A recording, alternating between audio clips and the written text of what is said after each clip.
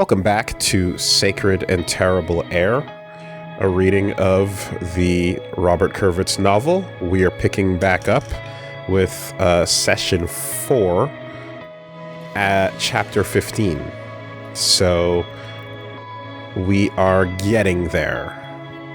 Let's see if we can rally on through and ride straight to the end while the Pale erases everything behind us. Not much left. Not much left, no. In case the Pale has erased your memory of what has happened last time, let me recap for you. As I've taken some notes. Last time on Sacred and Terrible Air. Last time on SATA. So, the case so far, the Charlotte Schall girls went missing. Charlotte Lund, Melin, Annie, and Maj. The boys, Inayat Khan, Teresh Mahayek, and Jesper de la Gardie were childhood friends that grew up with them, and then in their adulthood decided to try and close the case once and for all. And in so, took many leads as many leads as they could to finding out what happened to the girls. So Inayat Khan was the, kind of, again, the mother's basement, kind of the loser nerd guy, model ships, loves history, but very, very shy. Teresh Mahayek was the unhinged detective that was, again, haunted by the memory of what happened and such, and he was someone who has a lot of the skills required to use the Zaum machine, the machine that could rip you open and psychedelically see what happened inside your thoughts. We also learned that he, though he was a detective, he no longer is. So he was fired from the Collaboration Police, and throughout the investigation he was using a false ID of someone called Agent Ulrich. So every time he used the Zaum machine, it left him fucked up and, with a hangover practically, because it connects you through tubes, wires, and all kinds of wild Pale-based tech to the minds of the person you're ripping open. Unfortunately for them. And then there's Jesper, the famous rich pretty boy designer, who was dating the 19-year-old who he started dating at 14, who we then further dove into his memories and saw his descriptor as someone who hates adult sexuality, which then ironically marks him as a pedophile. And all of them are damaged individuals who are trying to function as adults, but I guess getting the band back together in an attempt to wrap this whole thing up. They encounter Vidkundherd, the Giga Nazi child abuser who ended up being a red herring that led them to Derek Trentmoller, who was 70s, is senile, living in a nursing home, barely functioning, but through the use of Zaum, they ripped open his mind and saw that he had memories of being the linoleum salesman, a strange, hard to parse figure that just existed entirely as the linoleum salesman. And the linoleum salesman definitely did kill the girls after kidnapping them, but the linoleum salesman then seems to have killed himself and ceases to exist, and are unable to make heads or tails of what that means when looking through Zaum.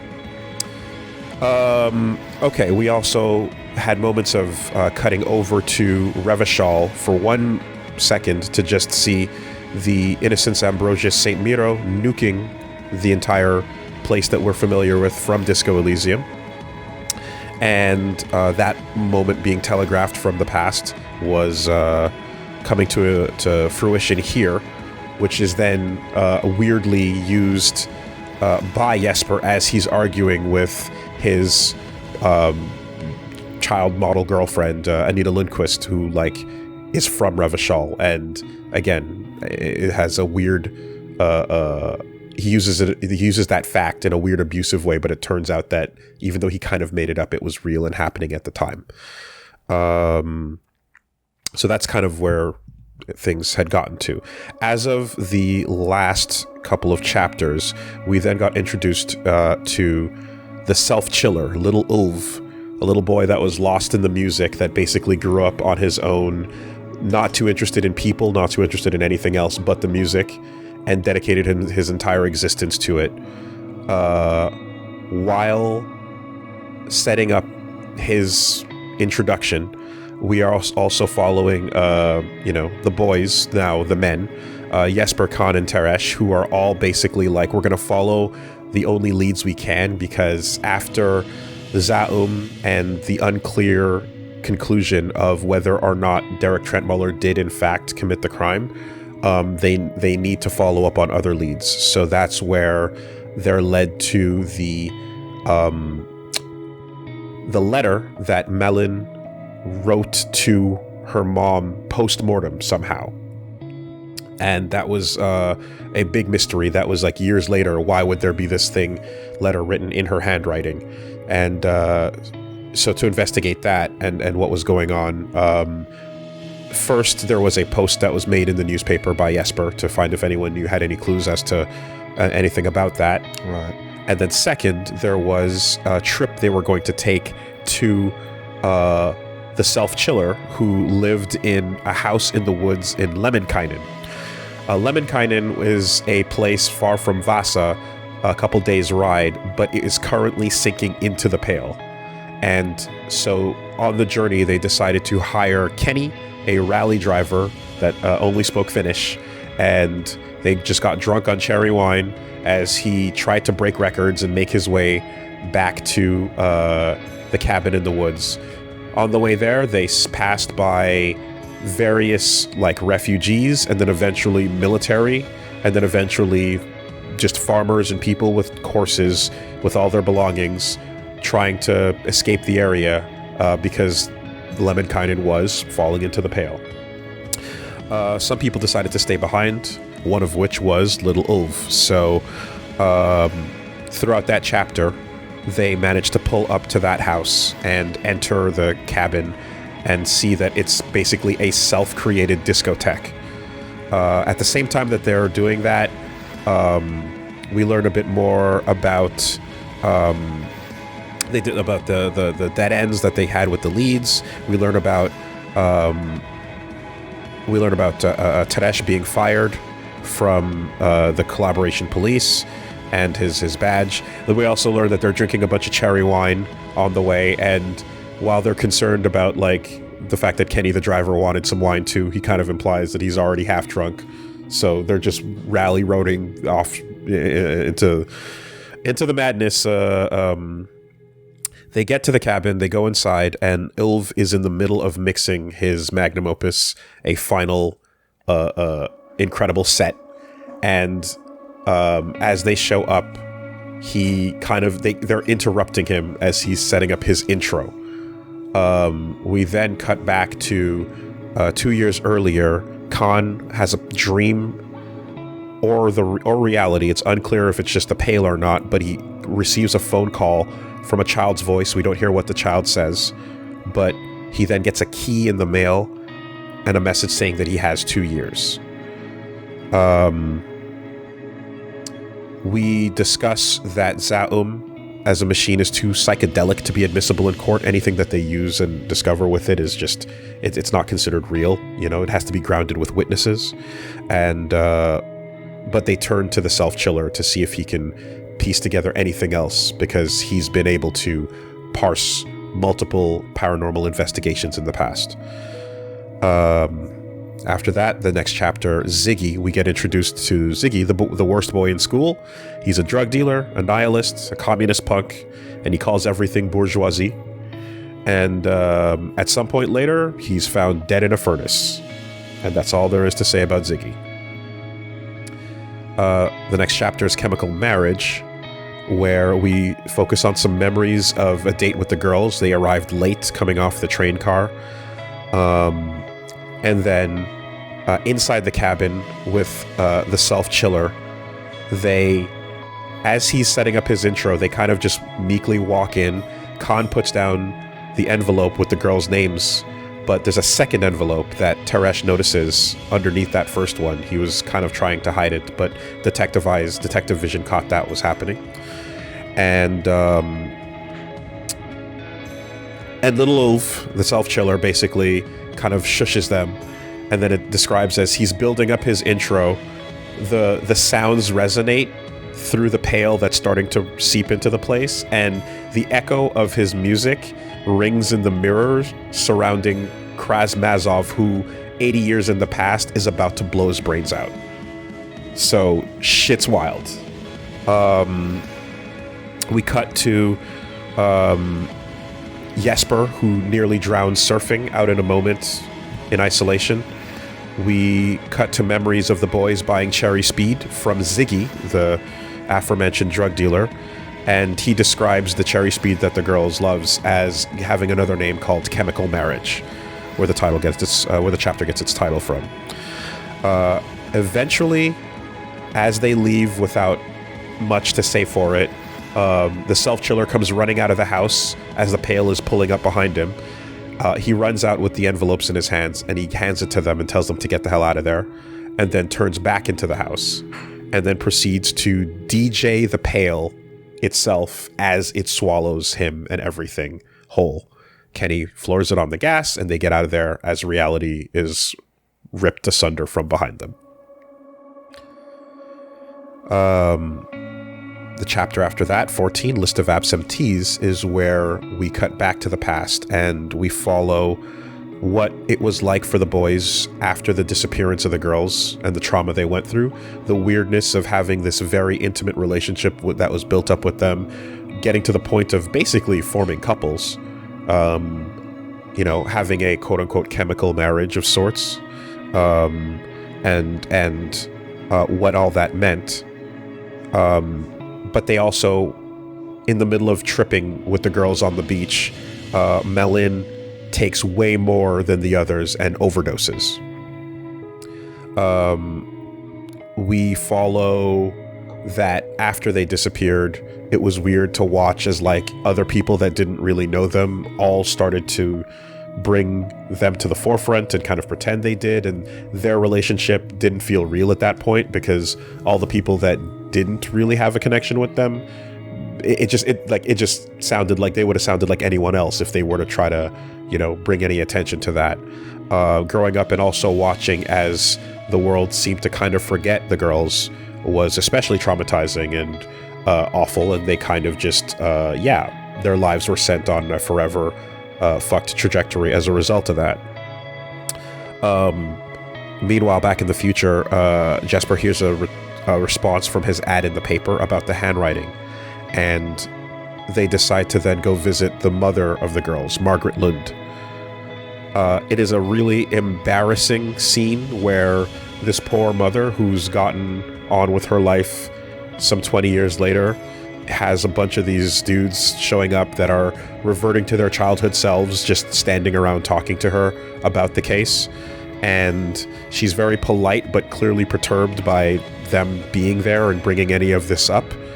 And with really cringy over-enthusiasm, they basically reveal that they figured out the letters were forged by little Ollie, one of the kids that was 4 grades younger than them, and he was a master copywriter, and Ziggy, for nihilism purposes, told him to pretend to imitate the girl's handwriting. So that's where that came from, and he apologized and was sorry about the fact that he did that. But he also thought that there was some good news to be shared, which was the self-chiller, before the pail swallowed him, was not able to locate or find the girls anywhere in the pail. So his familiarity with playing it musically allowed him to identify cases, things, details about paranormal situations that they otherwise couldn't solve. And he was, again, party to helping 12 or so plus cases. And he was never wrong about any of them. Even though he's unofficially solving them, anything involving the paranormal can't really be admissible. He was never really wrong about any of that. But he couldn't find anything on the girls in the pail. And they take that as a good sign because the fact that he can't find them must mean they must still be alive.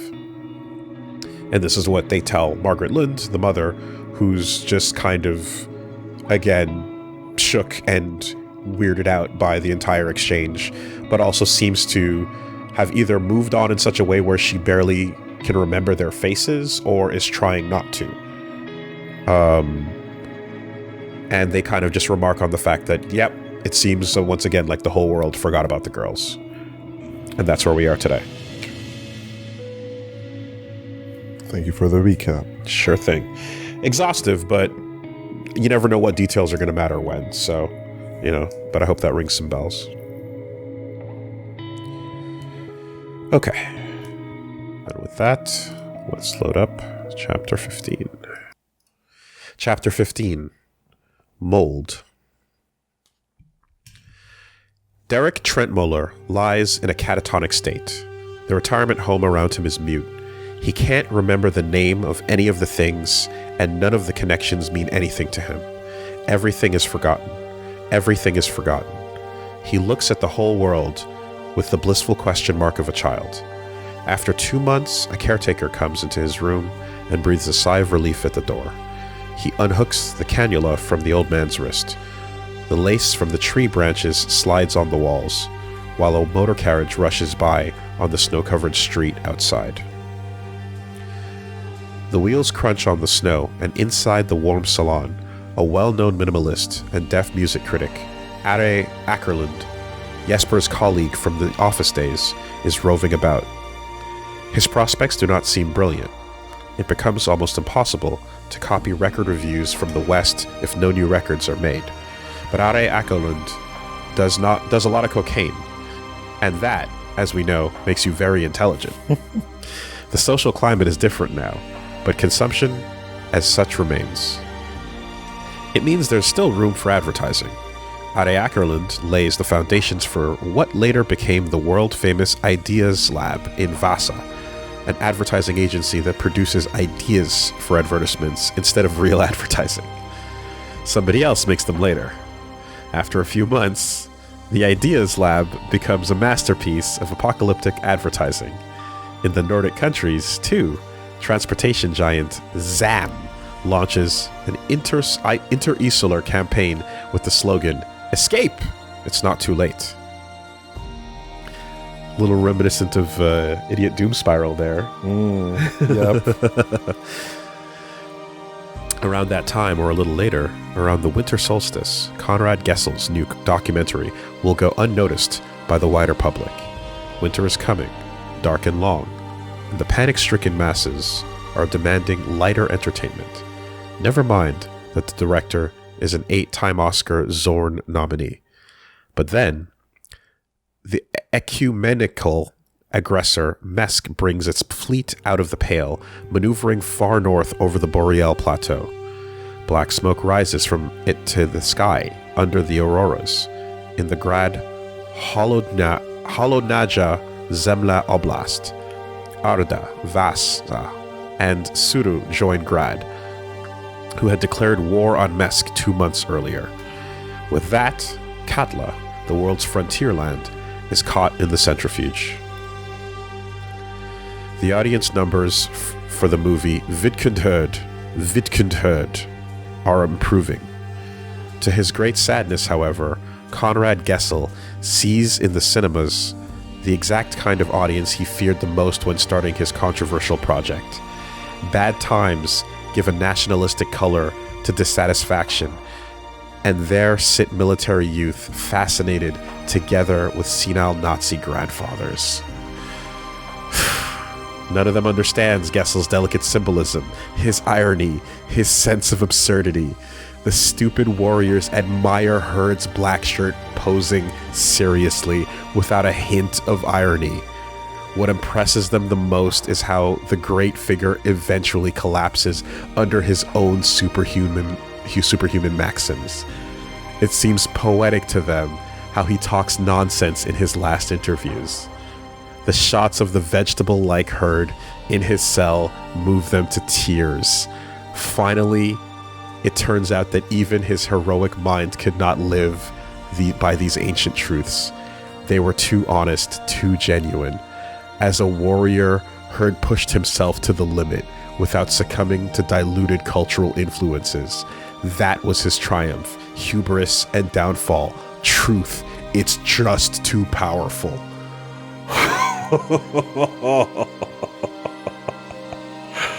Oh, fuck. That can happen. Yeah. But the subtlety, the irony. No. Don't you get the subtext? No. How many times do you see heroes in cinema that are being taken but that's as not heroes, the intent. but they're not? That's not the intent of the director. What do you mean? We'll fly right over them. Oh, fuck.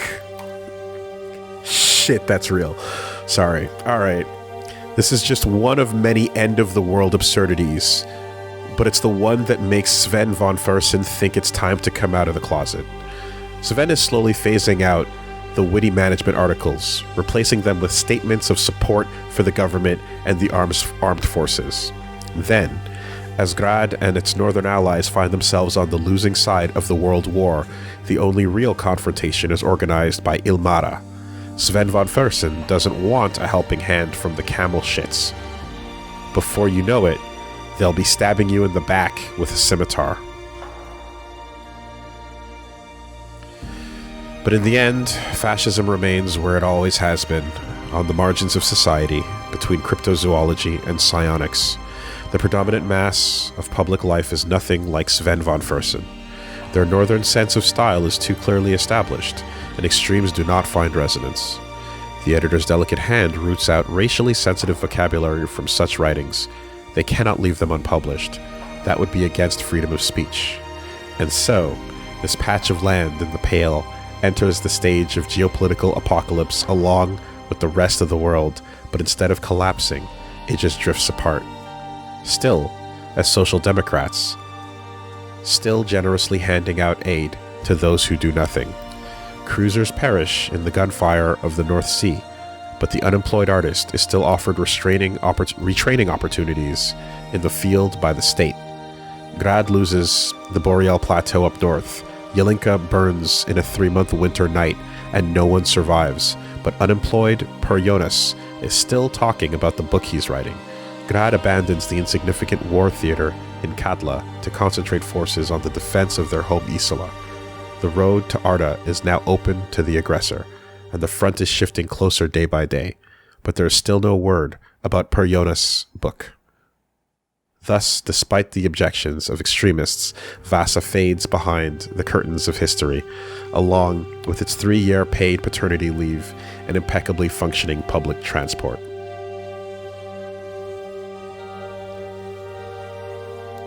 Fuck. The irony is not lost on me in the concept of reading this in some censored format in one or another based on what we're reading right now. Yeah.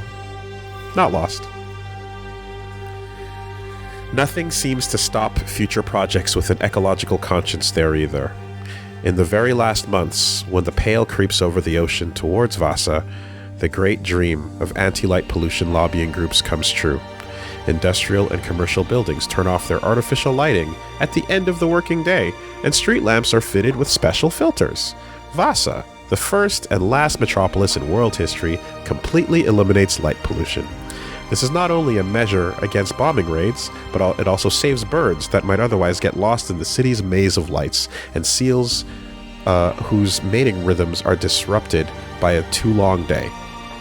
You may laugh at this, but in the evening, when the great world beyond becomes a bloody whirlpool, families come out into the streets in Vasa and are together, insignificant. Only distant explosions disturb the deep peace of the winter night and its perfectly starry sky. Everyone looks up, heads tilted back. Khan's old mum is watching too, in Salem. Her eyes are colored an iridescent dark as they do in Ilmara. A golden headscarf covers her hair. It's cold, and the woman's breath steams through the streets of the wooden city. Aliyah Khan last saw her son that night, 4 years ago. It wasn't much later no more than a month, when he called to say goodbye to his mother. Families are walking around, among them men of service age. Inayat said that he will not come back, but they, from the northern front, come all the time. Soldiers. Somehow the war has been neglected too. It's all a kind of stagnation, a surrender, but it also reflects a deviance that is associated precisely with moralism, a movement that also has social democracy as a daughter cell. It reads like this: "For a moment, it seemed as if there was hope for humanity." Then, as the stars curve overhead in descending devastation, many will no longer be able to take the slogan, "End of the world," in all its seriousness. The panic has cooled down. In the strange indifference of the evacuation, whole families stay behind in Vasa. There they play board games, in private houses, in spacious apartments. They love vitamin-rich food. And then, when the Pale is just days away, there's always a beautiful event to mark the occasion. Fruit goes moldy. It thrives in them morbidly. Children listen to oranges crunching on the table.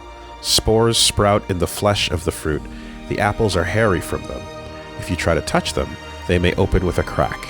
Nobody knows why it's like that, but few can start to feel scared by then, and that's why I say it's beautiful. Khan's mother is one of those who decides to stay behind in Vasa when the Pale comes. Many also flee. They head up to Arda, closer to the front, away from the Pale. Anita Lindquist takes her fine hands there in winter's orbit and goes to the ammunition factory to polish cartridges. In these last years, especially after the evacuation, the lingerie model seems extremely strong. All the frivolity and joie de vivre that made the girl a model in a functioning world is translated into something else entirely at the end of the world. These are the leadership qualities, and Anita Lindquist is the queen of the refugee camp. When Are Ackerland meets her there, he doesn't recognize her at all. But who is this Valkyrie? But then Anita comes to him, greets him by name, and brings him some medicine to soothe Ackerland's withdrawal symptoms. The well-known minimalist and deaf music critic is grateful. He tells her about the international drug business that no longer works, and about how the black banknote the IIR, the Inter-Insular Real, has been devalued and the world economy collapsed. Finally, Ackerland tells her about the unworld, everything he experienced on his way to the refugee camp. He came to Arda on foot. Having missed the evacuation, the man trekked across frozen fjords for 2 months. He came through abandoned ghost towns. He was alone. The Pale followed him. He crawled across the permafrost, where the wreckage of downed airships sank into the mounds around him. Ackerland also tells of the horse that pulled his sleigh, and which he finally ate. And Anita tells him about Jesper. She only tells good things. The factory where Anita works is a strategic resource. Although it's hidden deep in the fjords, the recently launched Mesk Renaissance satellite, Mosaic, finds it there. The economical aggressor wipes out the munitions factory with a hail of bombs, and the lingerie model is lost in the whirlwind of war. It is 6 years after the blizzard night when Khan, Jesper, and Teresh drove away. Over the southern coast of Katla, the enemy of matter, the great transition buries the former Isla. There was Vasa and Charlottesville Beach. Now, no one comes from there anymore. Although those left behind, friends and family members, are constantly expected in the camps. Somewhere there, Anne Margaret Lund sits in her kitchen amidst the Pale, her rooms quiet and clean. The former teacher wears a beige jacket and a knee-length skirt, watching the apricots mold. It would probably be too much to say that she hasn't called the police in the meantime. Like everyone else, she doesn't know what to do during this prolonged stay, where the feeling of the present slowly drifts away. But while others dissolve into their memories, she just disappears. Her life seems to have never existed. The past does not wait for her to come back. She wanders around the rooms, adjusting Grandma's lace doilies, and bedspreads, or rearranged curtains on rails. And thus, Tastefully, she refuses to succumb to the ecstasies that visited the human spirit as the world disintegrates. Nothing weakens from her grasp. Nothing returns. When Katla Isola finally sinks into the pail, Anne Margaret Lund becomes a protein without the slightest pleasure.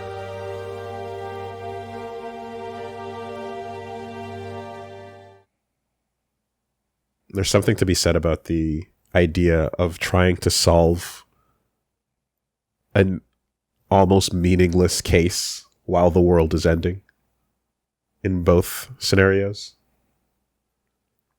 Yeah. The absurdity What's of the meaning of getting to the bottom of this thing while it all comes crashing down. Yeah.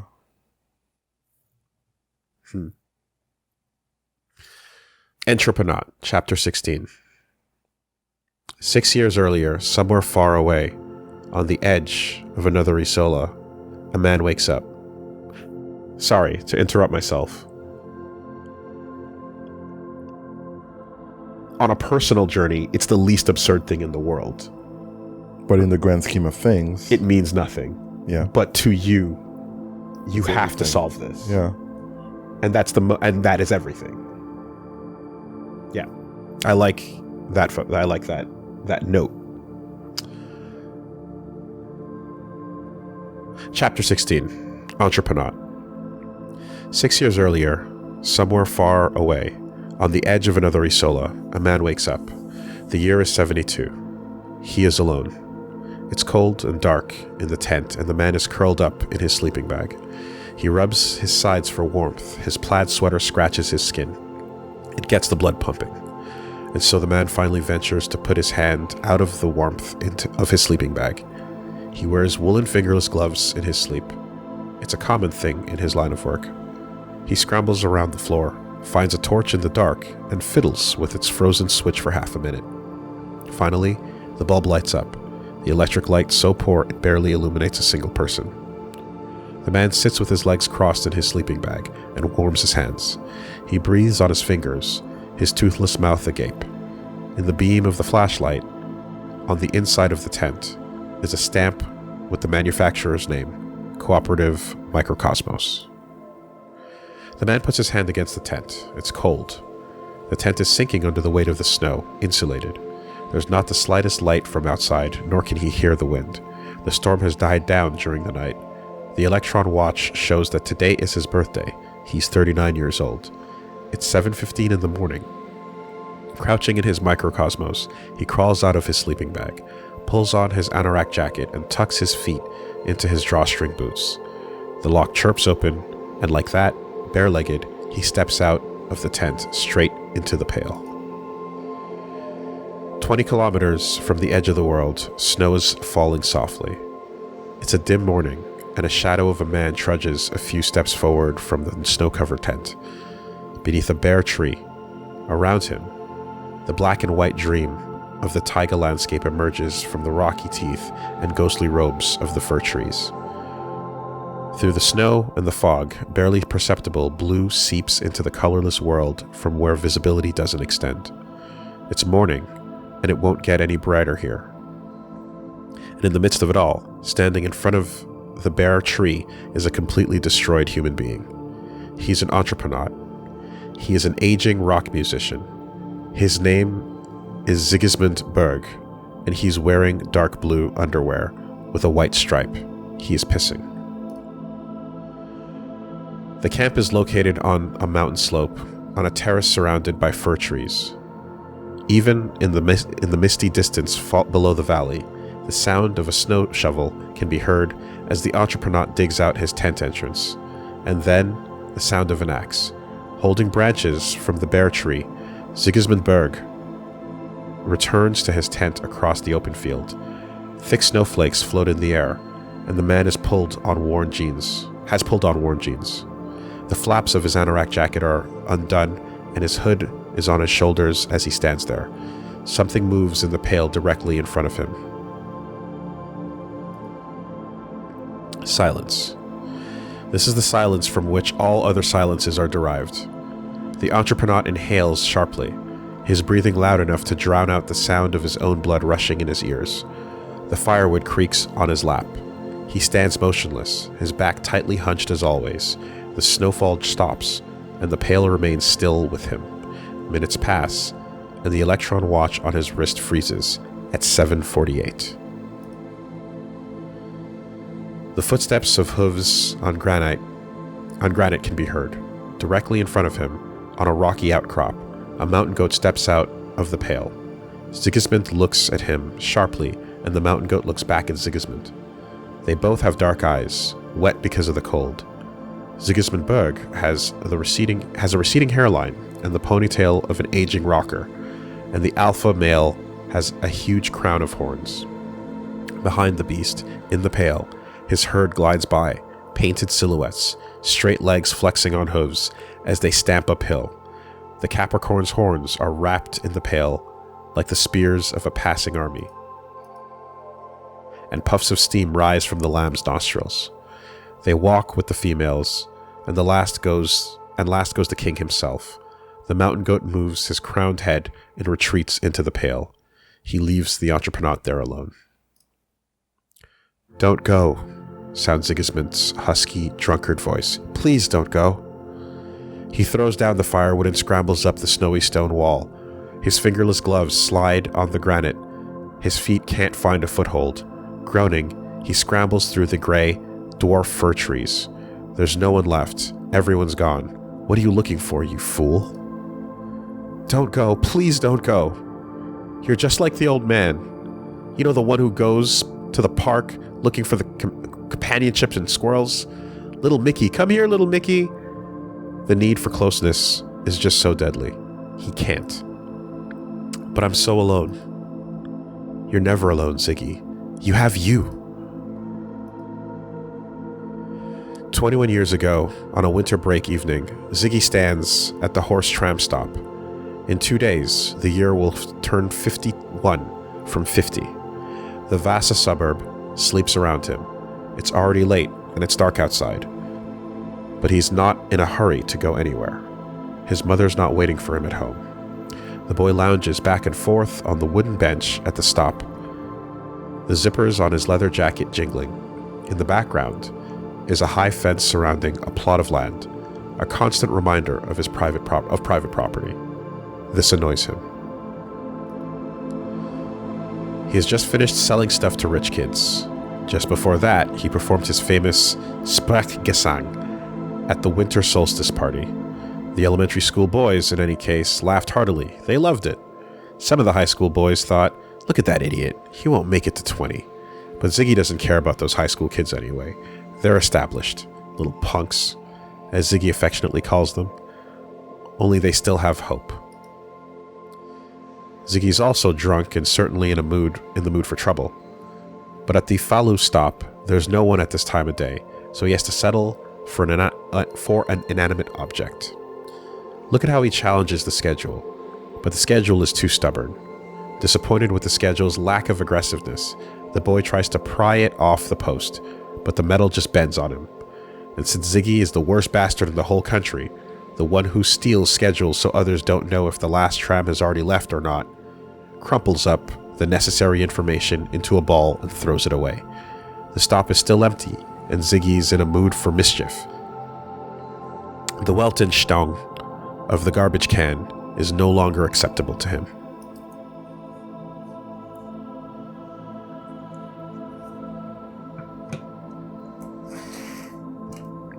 What did you say? Ziggy pushes the filthy garbage can with both hands, but it's too full and satisfied with itself to defend its honor. I heard what you said before. Rioting mob. Your tone was so condescending. Daring to raise a hand against private property? You think you're pretty cool. You're a pretty cool guy, huh? Mob. Daring to raise a hand? What's the problem? Let's argue. We're all educated people. But you know what? The garbage can doesn't know what Ziggy is talking about. It has a snow cap on its head, and cigarette butts have been put out on it, in it. That's all. Wouldn't it still be possible to reach a peaceful agreement? You'd like that, wouldn't you, huh? You would you? Eat an egg, bourgeois. Ziggy slams his foot into the bin and almost loses his balance. The garbage can is finally subdued, and the silent force of nature turns his attention to the stop sign. flapping in the wind. It reads, Falu. The sign begins to spin like a watermill as Ziggy kicks it. But when he lands, he slips and falls backwards. A cloud of snow rises into the air, and for a moment, as Ziggy lies there, flakes of snow falling on his face, he laughs. Lanterns shine in the dark, blue winter night sky above him, and snowflakes float. Somewhere up there, in the invisible blackness, orbits a forgotten communications satellite of a bygone age. Everything goes around so sweetly. A beautiful, dark world, wavering under the swings. But Ziggy hasn't partied enough. He pushes himself up.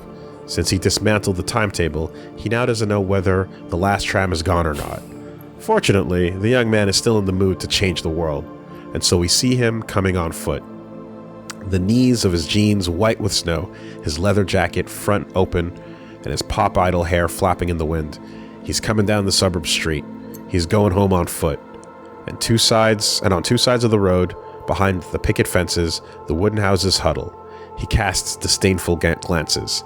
The coziness is bourgeois. He's looking for the right one, the dearest one of them all. He has a brick in his hand. He has a pimple on his forehead. Carl Lund, the young paper manufacturer, reads a newspaper in the downstairs living room. The newspaper's headline features a silhouette of a centaur with a top hat and a dignified serif font. It reads, Capitalist.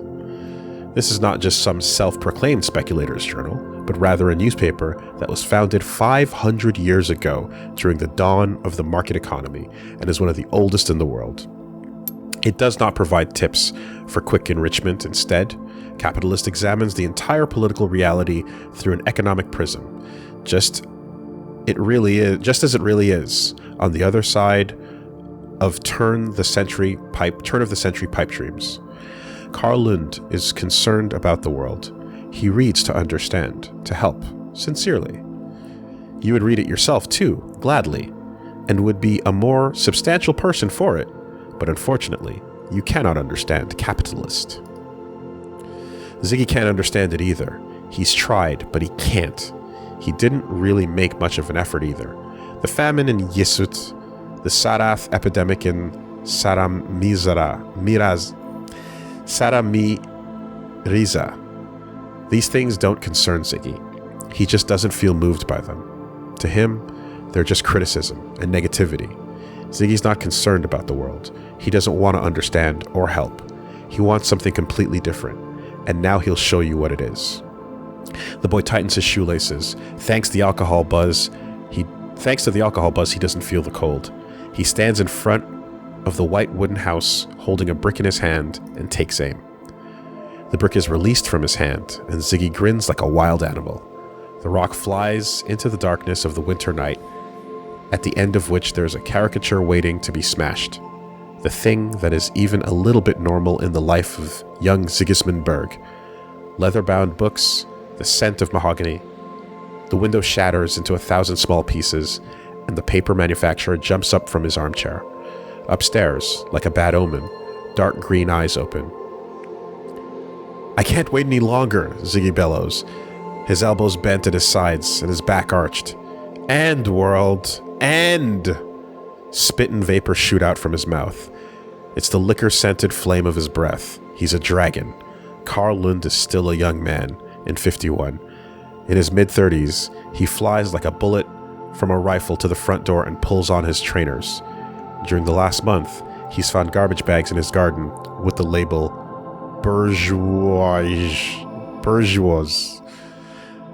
But in the morning, everything is full of trash. Disgusted, canned food boxes hang in the quince bushes. He rushes out, slams the garden gate open, and stops for a moment. Barely 50 meters away, in the middle of the street, a figure in a black leather jacket dashes with all his might. The paper industrialist explodes from his place, racing after the boy. Ziggy's black pop star hair flutters in the wind, wavy and slightly greasy. The cold halos of the lanterns behind him contract and unfold into auras as Ziggy rushes past them. Snow flies from under his sneakers. The black flaps flutter in the wind. Here, fueled by alcohol, Ziggy runs through the best days of his life. But his sneakers slip on the snow, and he's been smoking since he was 9 years old, and he doesn't like gym class. Carlund often goes running with his colleagues, and of course he doesn't smoke. No, not even cigarettes. Although Ziggy, with a garbage bag with the word bourgeois on it written on the side, though he saw him smoking one big and penis-shaped just the other day. Somewhere there, behind the glass of a tasteful wooden house. By the way, he doesn't drink brandy out of carafes, and he doesn't belong to Les Morts, nor does he engage in sex tourism in developing countries. A man speeds along, wearing a black high-necked jersey, the white leather of his trainers gleaming on the snow. The distance shrinks. Ziggy slips on the corner, and he starts again on his hand. 30 meters, he hears Carlund shouting behind him, "Stop, you bastard!" His palms sting, and his lungs bleed, but Ziggy's superhuman pain tolerance is back because of the alcohol. In fact, he's already torn his leg muscle to shreds. After years of just hanging around, the sudden sprints come as a surprise. But Ziggy feels nothing. He could run forever.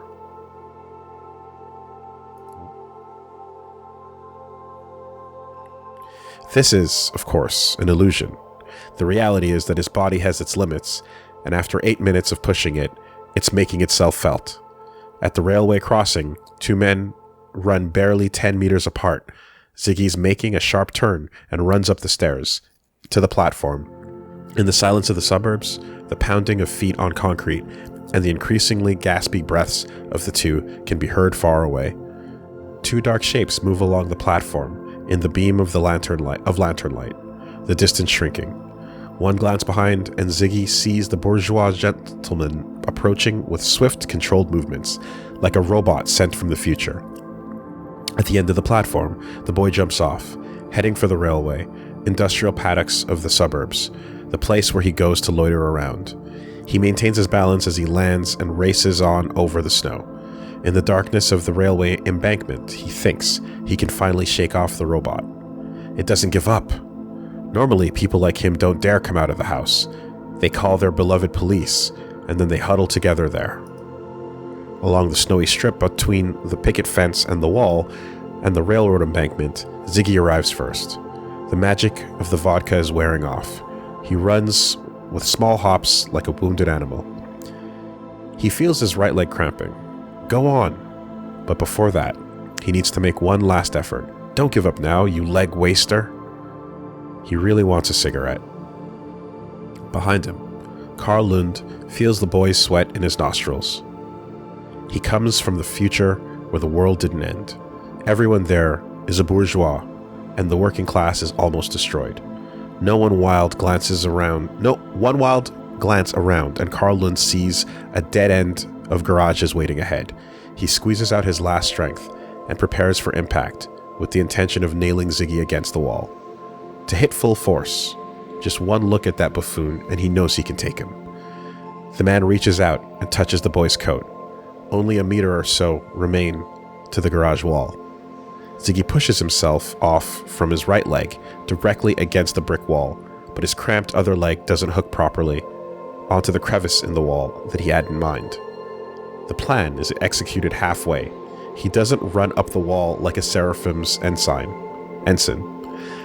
He slips but manages to grab the roof edge with both hands. Ziggy flails up the wall, but Carlund grabs his leg. Damn it, boy, give up! But above him, on the garage roof, Ziggy's friend towers over him and encourages him from behind. Ziggy's friend is proud and powerful, although battered by time. He waves in the dark like a gray flag and beckons. A completely destroyed human being is smoking in the newly fallen taiga of the northeastern Samara, in the Nad Umai ecoregion. 20 kilometers to the south, the world begins with the People's Republic of Samara. 4,000 kilometers further to the northeast is Katla Isola, and what lies between the two, no one knows. Don't be naive. Of course it's not some kind of afterlife. Sigismund ends the pointless argument. He pulls tobacco rolls from an aluminum pickle jar and places them on paper. He stocked up on smoking material before leaving Sepermat Ulan. Rations should be enough. At the central market, only dried out jar bottoms were offered in exchange for buckwheat rolls. Paper doesn't work, and glue tape doesn't stick properly. The paper sticks to the lips, and glowing tobacco falls from the cigarette onto the chest. The entrepreneur pats his coat with his hand, and the glowing sparkles are the only color around him in the pail. He sits in the triangular entrance of the tent, his legs sticking out, and in front of him, in a hole dug into the snow, the fire smokes. On the other side of the fire, Ignis Nielsen, a friend from the Krasmazov school and an apocalyptic, bloodthirsty, ghostly cytoplasm, crouches. The spooky defect of the film strip is framed by fir trees in the background in the mist. It is black and white and utterly unnatural. "Happy birthday," says the ghostly cytoplasm. 39, Sigismund Berg replies. "Well, how did that happen?"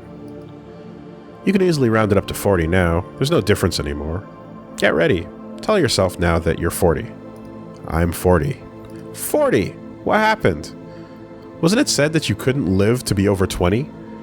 You don't have a plan by now. What are you doing here?" "You know, Ignis, I'd like to disappear." The man dozes off and tidies the fire with a log.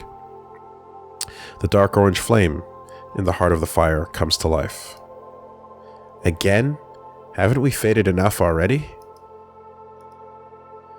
"You can always fade more, Ignis. You can leave less behind. Scraps of paper, dentists." Ziggy puts the kettle on the fire, fresh snow melting there. "They'll get you with that dentist thing. You should have done it yourself, back then, in Grad. You should have used a screwdriver to pull out the scraps." "I tried, but it was too painful." "I don't know what you're talking about, man. Don't bother. And besides, if it's not a doctor, you're overestimating the bourgeois justice system. Discretionary leagues, like the whole, they only have Pakazuha. Remember Mazov?" Ziggy puts the prosthesis in his mouth from the pocket of his anorak jacket. "You're always babbling. What Mazov? And besides, look where I am. Who's gonna find me here anymore? Not even the Institute of Entroponautics can find me here." "You think so?" Ziggy sticks his hand in an oven mitten and waits for the water to boil. "I think so. And what's more, this time, I don't want to go just like that, out of the country." "Well then, where from, Ziggy? Countries are huge." "From the world."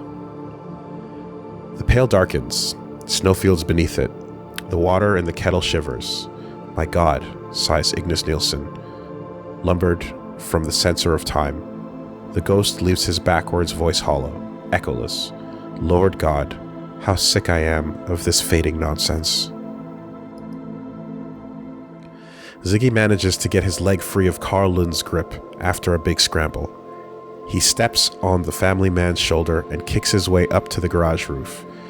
There he stands, triumphant under the winter sky, so young and so free. The bourgeois cowers in defeat before him. What are you going to do now?" Ziggy exclaims, gesticulating wildly with his hands as if to put down this industrialist. What will you do, Trying to climb up? I'll beat your fingers to shreds." He stomps his foot on the edge of the garage roof to demonstrate what happens when you climb up after him. "You lose. I win. You just fucking lost." "Well done," whispers Ignis Nielsen from the shadows. "I did that to middle class like that too. Together with Mazov, we killed them, you understand, in hundreds of thousands. Almost 1 million bourgeois we killed. We would have killed more, but time ran out." "I'll kill you," Ziggy roars on the garage roof.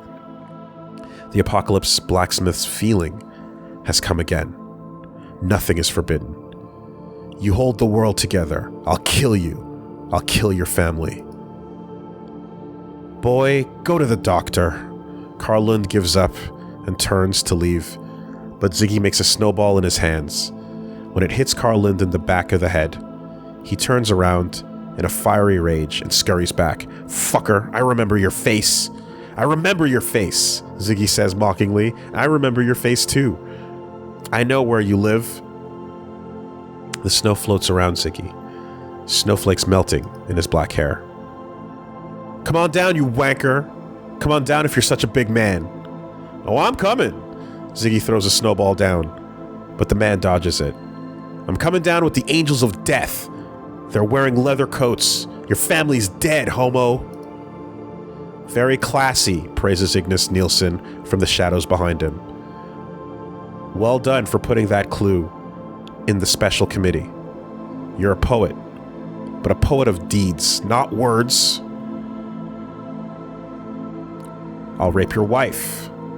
You're on fire, boy. You're on fire. Go on. You're going to settle in Yekokata. I'll nationalize your companies. Now it's getting too theoretical. Don't go there. It's slippery ice. You know you really don't know anything about this stuff.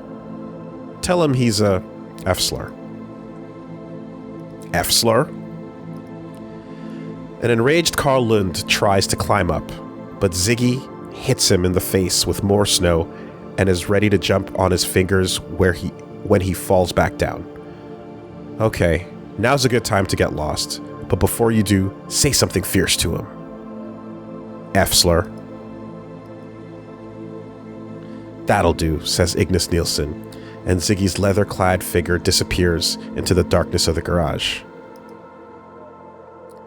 A silhouette emerges from the blue-gray, snow-covered hillside, next to the big wheels of a tipped lorry. Nad Umai is still half-light and gray. Sigismundberg comes alone along the road on the mountainside, with a huge backpack on his back, and an aging rocker's ponytail hidden deep under the hood. The furry-edged hood of his anorak jacket smokes like a chimney. The man trudges with 2 ski poles in hand and a cigarette in his mouth through the entroponatic catastrophe.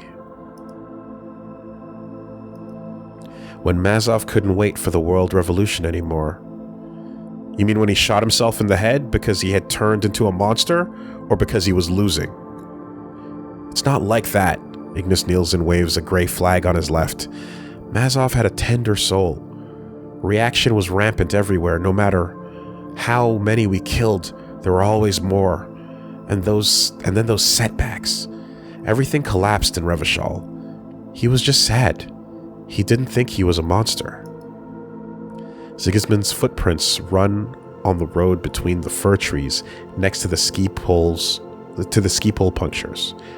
Tell me, how much did it cost for you to take power? How many comrades did it cost? Tell me how it really was this time. I knew that Mazov's idea was working again when other communists came to kill me. Was it so? Or wasn't it? Of course not. You want to assume the worst of us, Sigismund, so that you don't have to believe in anything anymore, so that you can do what you came here to do. Tell me, can we expect a purge of the cadre? Both of us. When are you going alone? Honestly, I've thought about it, Ignis. Think about it then. But you know that it wasn't all murder and mayhem. When I took over, when it was all finally in my hands, it was a heady feeling. Can you imagine? The whole country is yours? It was just out of kindness, that feeling. I held Grad gently, like an architect holding a panel line. The gray boxes glint in Ignis' chest, and a window into history. Like a matchstick in hand, and I promised that now, given the chance, I would do anything for men. And you know, I didn't disappoint myself. It all slipped away. Only one extra-Isolar colony remained. Some kind of mountain goat shit. Don't be so petty. Be skeptical, but don't underestimate Samara. My heart is buried in Samara. When we retreated there, That's right, you retreated. Why did you retreat again? Why do my guys always retreat? It was inevitable. I wasn't going to become a fatalist. Giving up. I gave it all for this colony. My revolutionary Republic of Samara. Right, yes, People's Republic is senile. I'll never forgive them for what they did, after they messed it all up for me. What senility. I'll never forgive it. The ghostly gray cytoplasm is indignant. The Entroponaut crosses a mountain bridge with open barriers. The guard shack does in the snow, empty on both sides of the road. At the end of the bridge, a sign reads, Nemengi Ul, 36 kilometers. And further on, through the snowy pale, is the taiga of the Umai Mountains. Just 2 weeks ago, some of the world's largest reserves of fluorite, tungsten, zinc, and rare samarskite were extracted from the ground here. The smelters were smoldering and the industrial waste turned the crisp silver streams of the ecoregion into rusty foam, but not anymore. Now there's silence and peace. And along the inclined Lorry Road, the Entroponaut goes down into the dark crevice of the valley, where the air forest darkens around him. And in front of him, on the snowy road, a trail of hoofprints runs amok. It was magnificent. It was self-sacrifice, complete dedication to the people. I was a ruling machine on amphetamines, and I never slept. None of us slept. We built everything from scratch. With the help of the Yakuts, it was a brotherhood among nations. They respected our weapons, and we respected their happy spirit and dance. In 6 years, a country rose from nothing.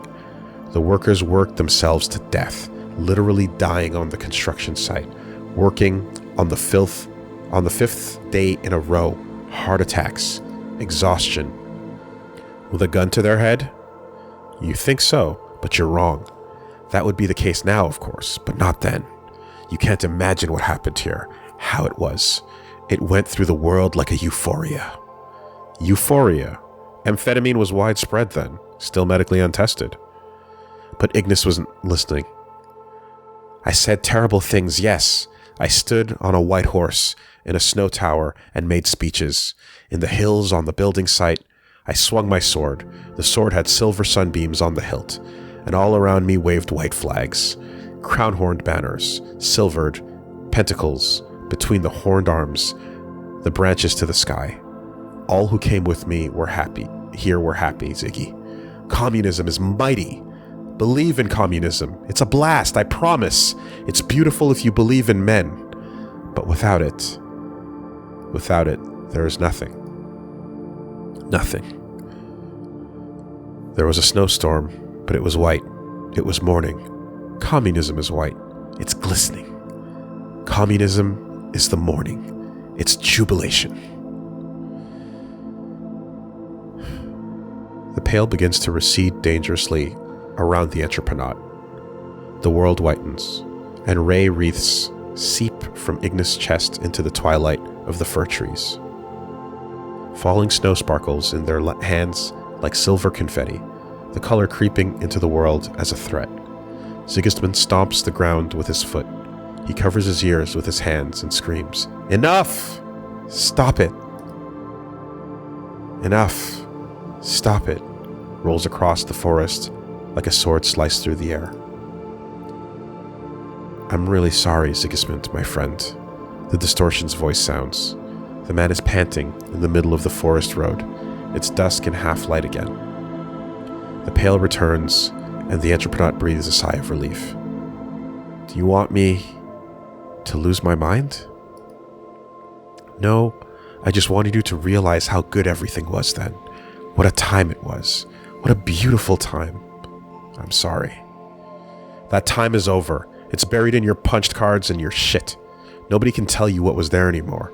Nobody knows what it really was. It's shifted out of place. What really was is gone. Only the pale remains. It's a mirage. You know that. I know it." "It's your girls who talk like that," the cytoplasm whispers softly in Sigismund's ear. The fir trees sway, and the pale is dim, but seductively soft. These are your girls. Girls don't believe in anything. All girls are bourgeois, Ziggy. They weren't bourgeois. They were bourgeois, every last one of them. They've read their girls' magazines, Revachal's fashions and perfumes, tales of the loss of virginity. It's all bourgeoisie. Every girl is, in fact, a weapon of the bourgeoisie. You didn't know them. You don't know what they were thinking. Nobody knows what they were thinking. I don't know either. But it wasn't bourgeoisie, Ignis. It was something else. If that's the way you want it, please. But you'd better believe in men, not in them. Believe in communism. I tried, but I can't. It doesn't work for me. I'm not the communist type. Then why are you talking to me? I'm communism itself, the phantom that walks the earth. So why have you been with me all these years if you don't believe in communism? Out of hatred for those who are better off in life, Ignis. And besides, you're a monster, grotesque. Who wouldn't love the company of monsters? I'm not a monster. You're a monster. They call you the apocalyptic Shrike.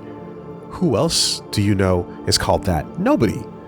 All this carnage in Grad was by your hands, your signatures everywhere. And when you retreated, even when Mazov was no longer giving orders, you had the enemy soldiers impaled on poles, 12,000 of them. You cut down the fir trees for poles. You made a pole forest. It was gross, Ignis. It was so they would let me build my country, my future country. You see, they'd never have left us alone. They would have hunted us to death like game. That may be so, but still, a bit excessive. The Shrike. Look at what you've become. Human speech sounds out of place in the silence of the pale. It echoes in the twilight of the trees as Sigismund comes through the snow. It's a trick of K. Voronikin, an old entrepreneur, that in the pale you must be loud, otherwise it gets dull and the past comes up. But Sigismund need not fear it. Even when he first came to the pale, he discovered to his great dismay that he couldn't disappear like everyone else, or rather, he can, but not to where he really wants to be. This makes him need Nemazov's idea. The disappearance of the Lin children has literally given Ziggy special entroponetic powers. The morning is over. It's getting dark. A few dozen kilometers further on, the deep pale begins, and the times of day no longer register there at all. Batteries must be conserved by then. He thinks for a second, but turns on the torch anyway. The snow shimmers in the beam of the torch, and Sigismund directs it at his poor friend. Ignis' defect shines through.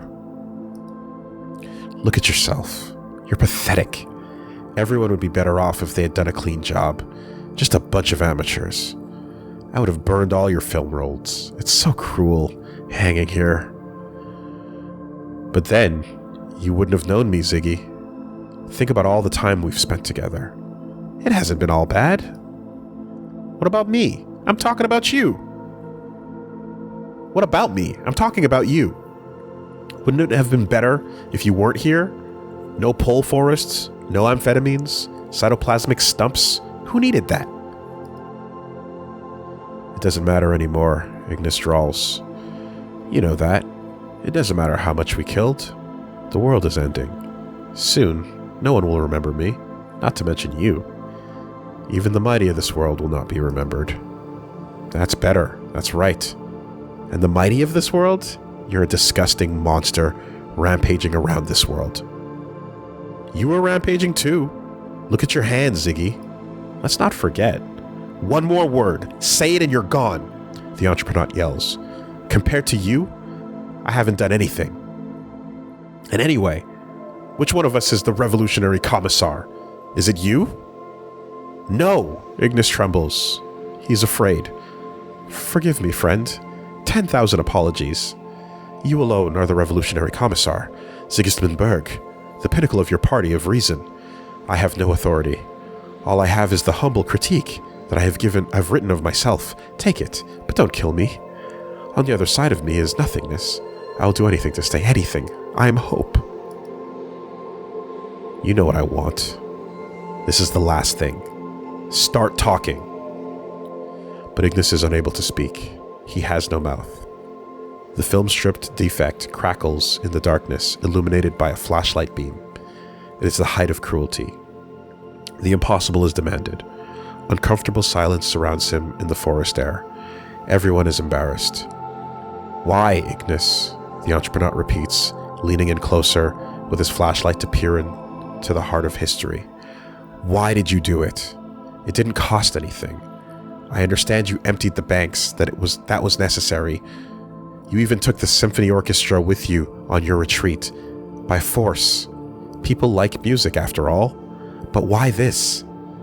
Who did it bring joy to? Why HARNANKUR? That model didn't cost anything. Tell me that, and you can stay. But I don't know. The backwards voice responds sadly, the audio track slowing down. I don't know anything that you don't know. Nothing else is said. The Entreponaut shakes himself. Snow falls from his shoulders, from his anorak jacket. He continues alone. Frozen machine tracks run there, hoofprints in the snow, in the beam of his flashlight. And then, when the herd of mountain goats finally emerges from the darkness, they freeze in place in the middle of the road. Like a natural history museum exhibit, occasionally a female goat shifts in place and snorts. It's a nerve impulse, a muscle spasm. The top of their backs are already covered in snow, but their nostrils still steam. They're still breathing, some for a few days, some for a few weeks. The figure in the anorak jacket moves through the herd with the indifference of a professional until the flashlight beam casts the alpha male's horns as shadows on the wall of the fir trees. Sigismund looks into the animal's glassy eyes. Time has disintegrated there. The primitive brainstems of the automatons fall into the pale before humans do. This is how the hunters of the outback hunt their entrecôte. Of course, they eventually go insane themselves and never come back. But not Ziggy. He has special powers. He takes the switchblade from his belt and slits the throat of the protein.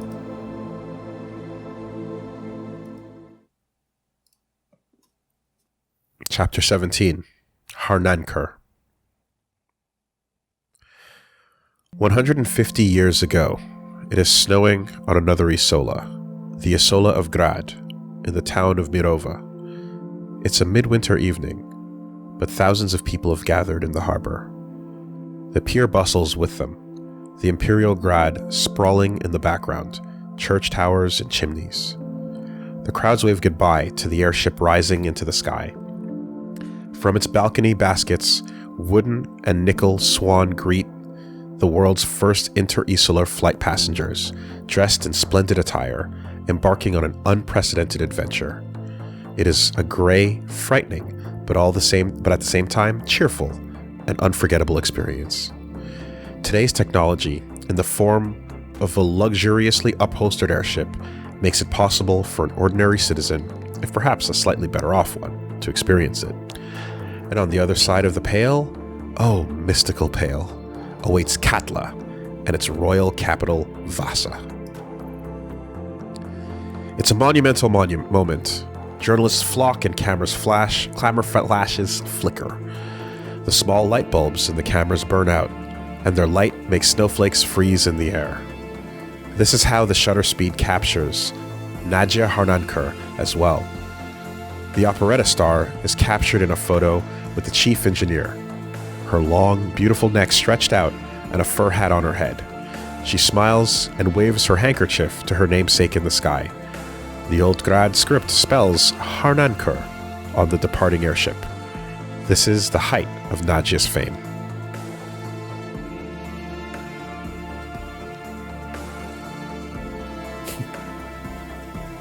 Two days later, the inter-Isolar flight enters the Pale, and then barely 6 hours later, there is a deviation in the airship's course. HARNANKUR is lost without a trace. With 1,500 passengers on board, it is believed that the flight veered into an uncharted entroponetical mass, the ultra-deep Pale. But who believes this? Parahistorians, dissenters, and a couple of crazy SRV Pale fanatics. Men like K. Voronikin, an entroponaut who has lost his mind, and a communist from the People's Republic of Samara. And Inayat Khan, an internationally unrecognized authority in the field of history who probably no longer lives in his mother's basement. Nevertheless, this is part of historical science, which men like Khan and Voronikin dismissively called mainstream, does not acknowledge the existence of an airship named Harnankur. The first interinsular civil flight was Anastasia Lux, and that was in the next decade. 75 years later, with the revolution of the turn of the century subsiding, Harnankur had been mostly forgotten. Documentation in newspaper archives may have been lost, for example, in the fires of the Gradian Revolution, but still, the event was too massive for that. If the historical memory proves itself, albeit retroactively, even for a disappearing commissar like Julius Kuznitsky, then where did the world's first interinsular flight with 1,500 people on board disappear? In the post-revolutionary century, Harnankur finally sank into historical obscurity. Until the 50s, when the interest into disappearance cases suddenly took on subcultural dimensions in the developed world's middle class. Certainly not a less inexplicable phenomenon. These men, mostly young, with little success with the opposite sex, were named Desperacitos after the genre's bestseller Los Desperacitos, and they became interested in one photo, someone named Nadia Harnankur, a marginally interesting disappearance case, standing in a port. She waves, wearing a fur hat, at the arm of a chief engineer. In the background, there are unearthly crowds of people, and they all wave at something in the sky. But there's a mysterious emptiness in the sky. That emptiness is the holy grail of the Desperacitos. According to them, the most convincing evidence for their cause is the industrial presentation model of the airship, with the same name that the communists took with them from Grad to Samara when they retreated from their then revolutionary, now People's Republic. The original is on display at the Sapermat Ulan Entroponetics Museum, and the communists take it very seriously. Unfortunately, nobody takes the communists seriously.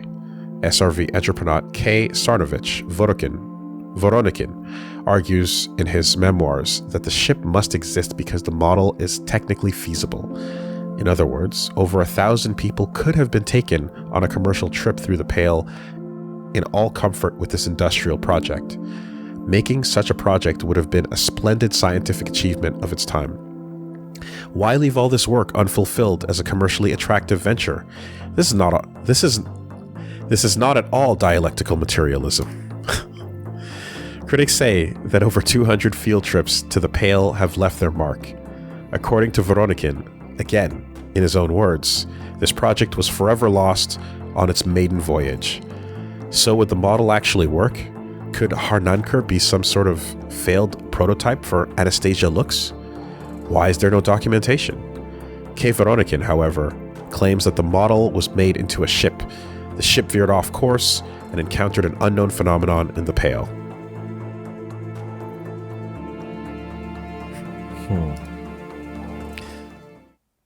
It always comes back to dialectical materialism. So there's an ultra deep Pale. There is an ultra deep Pale, and the Titanic was lost in it. Pretty or much. was it? Yeah. Or was it? Did it ever happen? Lots of things are questionable as to whether or not they actually happened, and I think that's what we're learning here. There's lots of He did make some information disappear in the past. So. Non-entities. Yeah. Yeah, I think again, what we're what we're seeing echoed over and over is the concept of like swallowed by the pail doesn't just mean like physically gone from our worlds. It means gone from record, concept, history, and existence. Yeah. The unworld is an interesting term. 3 meat pies in oil batter. From the windows of the high-rise building, the glow of Mirova, the capital of Grad, can be seen on the wall 148 years later.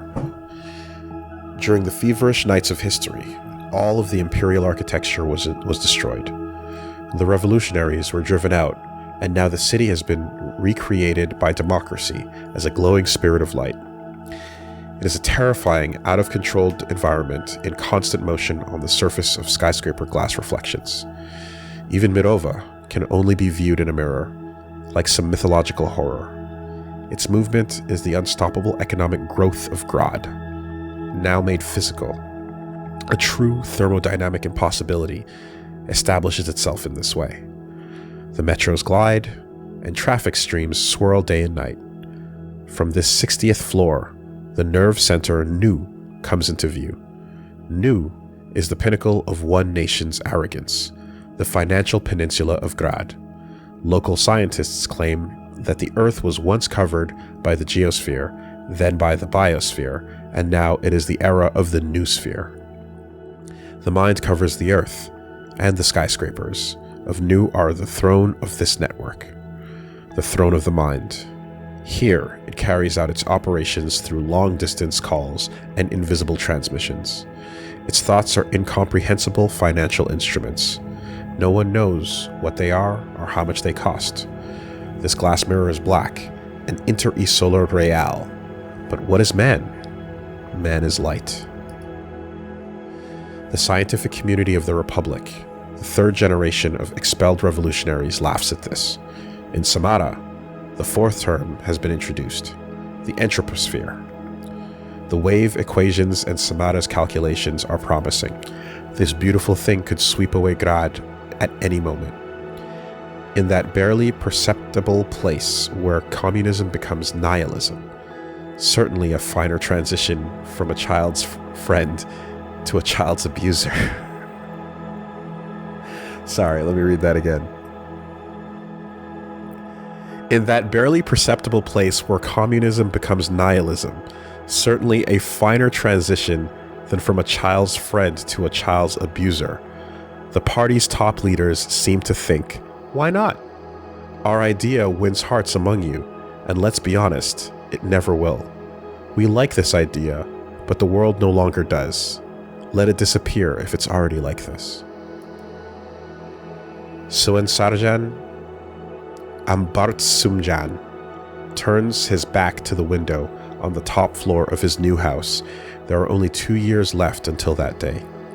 The class reunion is coming, and when it collapses on the North Road, it'll become apparent in the chain of events that what is shining behind Ambartsumjan's back is nothing less than the final stage of the element. All the light comes from outside. Snow floats outside the window, evaporating long before it reaches the street level 60 floors below, amidst Nu's thoughts. In Mirova, it's never winter again. Only here, under the sky, it lasts. The room is cold, and the support columns emerge from the darkness. The phone rings. Ambartsumjan walks barefoot in his suit. Around him, the shadows of snowflakes dance on glass display cases, where the world's largest collection of disappearing memorabilia rests. Before Ambartsumjan became a 50-year-old Mazout billionaire. Footnote. Mazout is a Russian term for low-quality, heavy fuel oil used in power plants and similar applications. He was an unsuccessful young man among the opposite sex. One of the first. The ringing of the phone breaks the dignified silence of the room. The man takes a seat behind the desk and toggles on the speaker. He places his free hand on Ramut Karzai's skull on the desk. It is authentic. I'm listening. A man from Katla with Vasa area code, reports the faithful secretary. He says he's got the number from a private collection auction, but I think he probably wants a loan. Why? Well, it's a long-distance call at the receiver's expense. And Bartsamjan chuckles. At the receiver's expense? Well, all right, connect him. But a loan? The man waits, one hand on Ramot Karzai's skull, the other on his gray beard. He is of gigantic stature. You won't give a loan, says the secretary. Exactly. In principle, I won't. Connect him. The speaker switches to the long-distance call, and the pale seeping through the cloth of the receiver fills the room air. The signal runs through the great unknown, from Katla to Grad. Relay stations cleanse the call of historical noise on its way, but something always creeps and sneaks into the wires. A ghost radio station. Its silent voice is incomprehensible.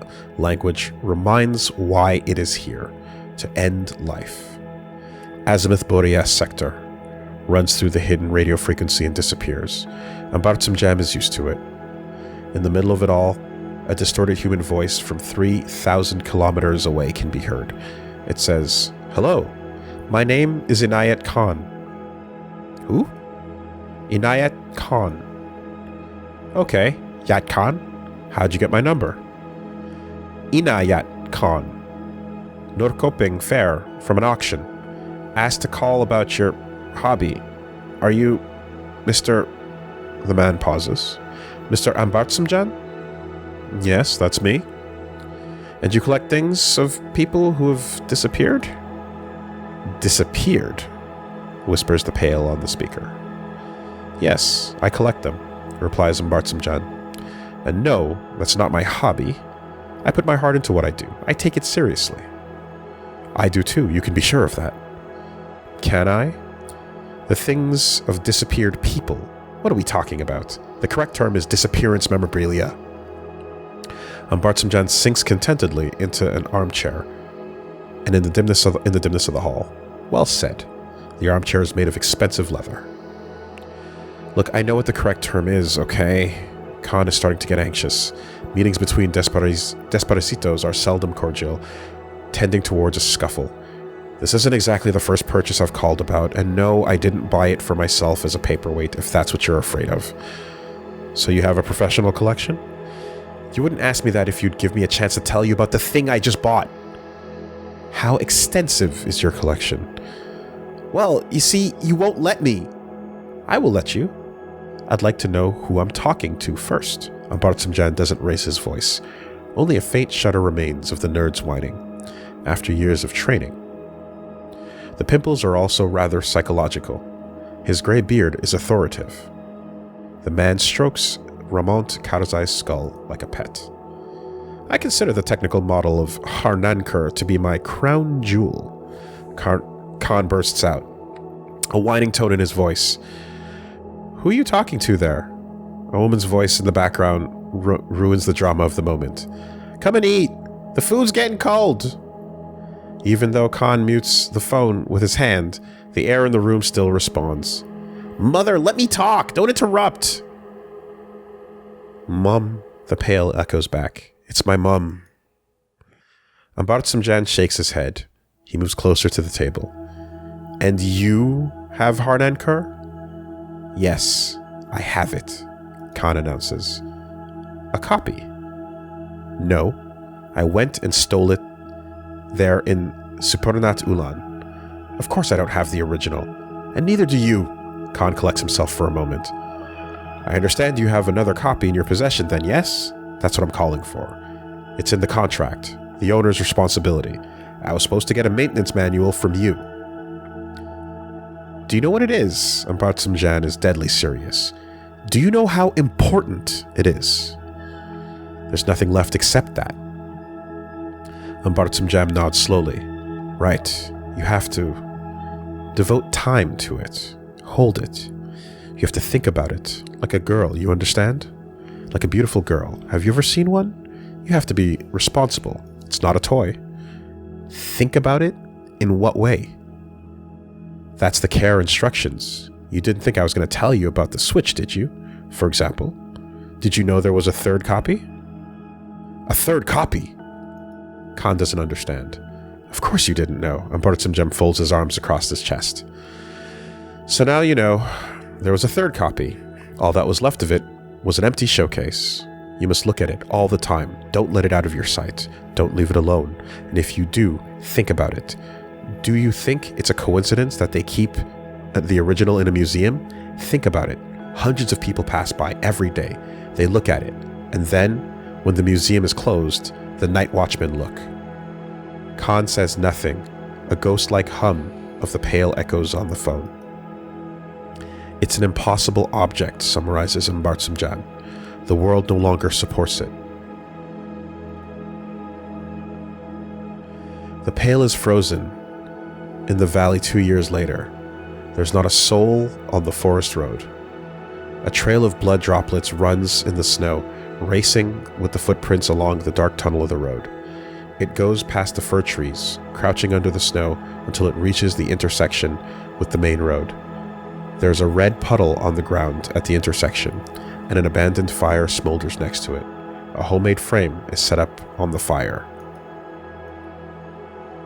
2 branches hold the third one horizontally above the extinguished flames. Bones gnawed completely clean lie on the snow. And on it goes, along the road where the machines no longer drive. Frozen electric wires twist in the darkness. Drops of water fall one by one onto the snow alongside the footprints, with a terrible determination. The wreckage of a crawler machine sleeps in the ditch by the side of the road, and the dark shape of a petrol station squats in the distance where the road bends.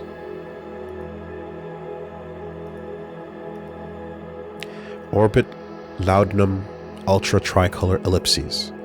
Something rises. There is a screech of metal. Tell me you understand what I'm talking about and start doing it, commands Bartsamjan. I think I do. I'll try.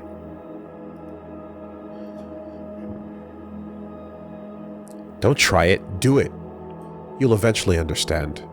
After the third one disappeared, I became, to put it mildly, paranoid. To this day, when I step into a room and turn on the lights, I'm afraid it will happen again. That there's an empty showcase in the middle of the room, or that there's nothing in that room at all. You'll be the same way. Then you'll understand what I'm talking about. What do you mean you're afraid it'll happen again? Khan doesn't miss this detail. Bartsamjan is silent. He's drumming with his fingers on the skull. What do you mean again? Repeats Khan. I lost it. That's what happened.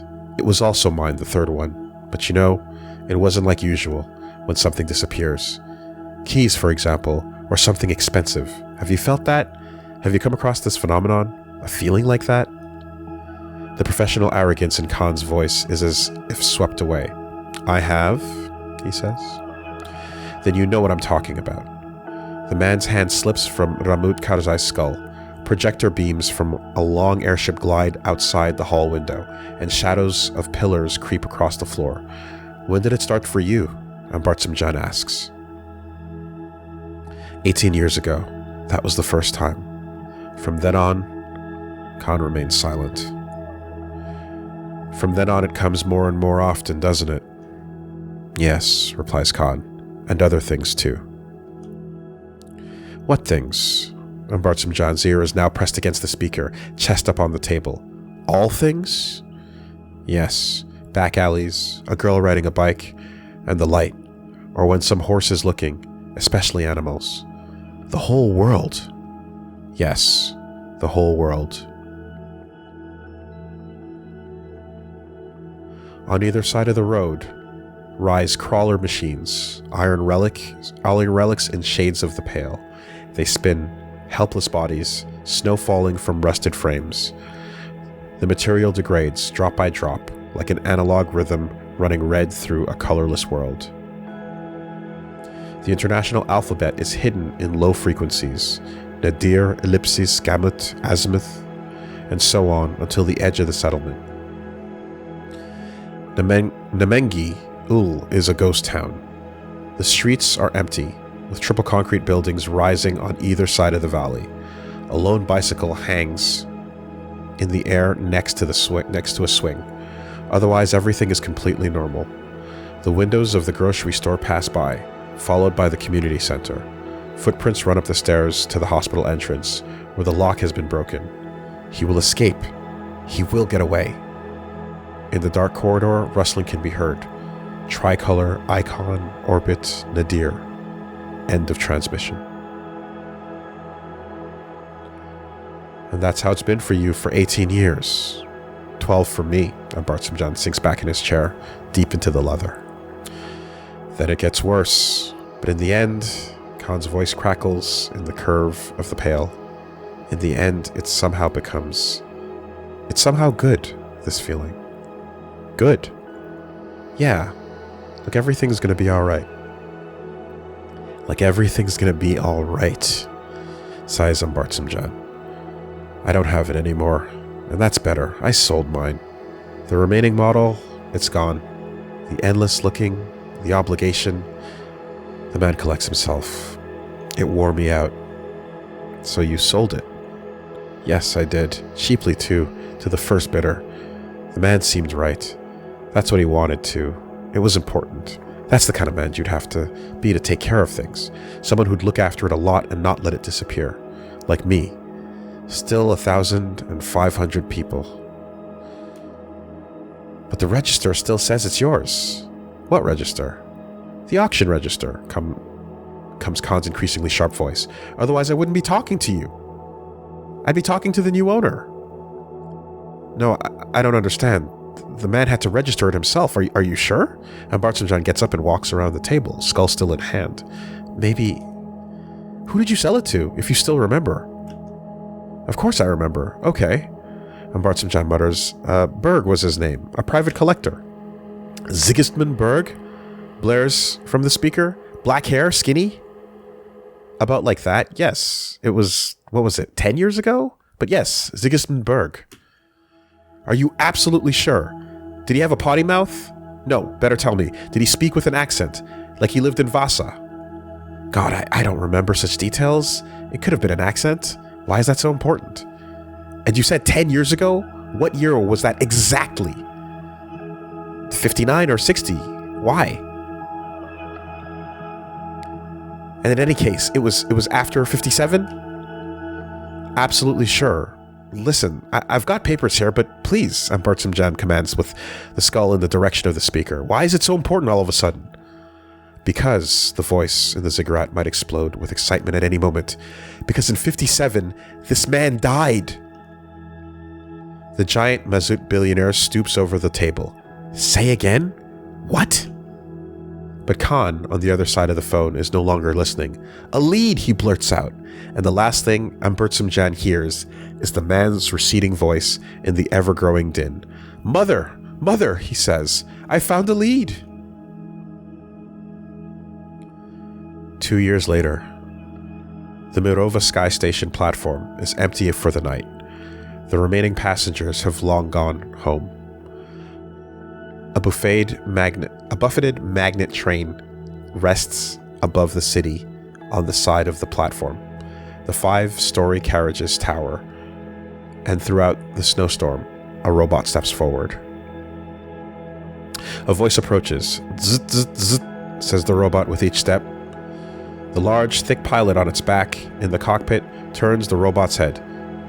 Tidiri-zzz, replies the control system. The machinery corrects its course, and the fish-tailed patterned coat flutters in the wind. Hey, seriously, maybe that's enough already, grumbles a skinny blonde man next to the robot. His head is pounding. Behind him lies a 6-day train journey, full of the incessant disappearance talk of Bartsamjan and Ziggy, Ramut Karzai's skull, and an airship that had qualities that reminded Khan of the girls. But this hobby, Entroponetics, had become so morbid that no one wanted to know much about it.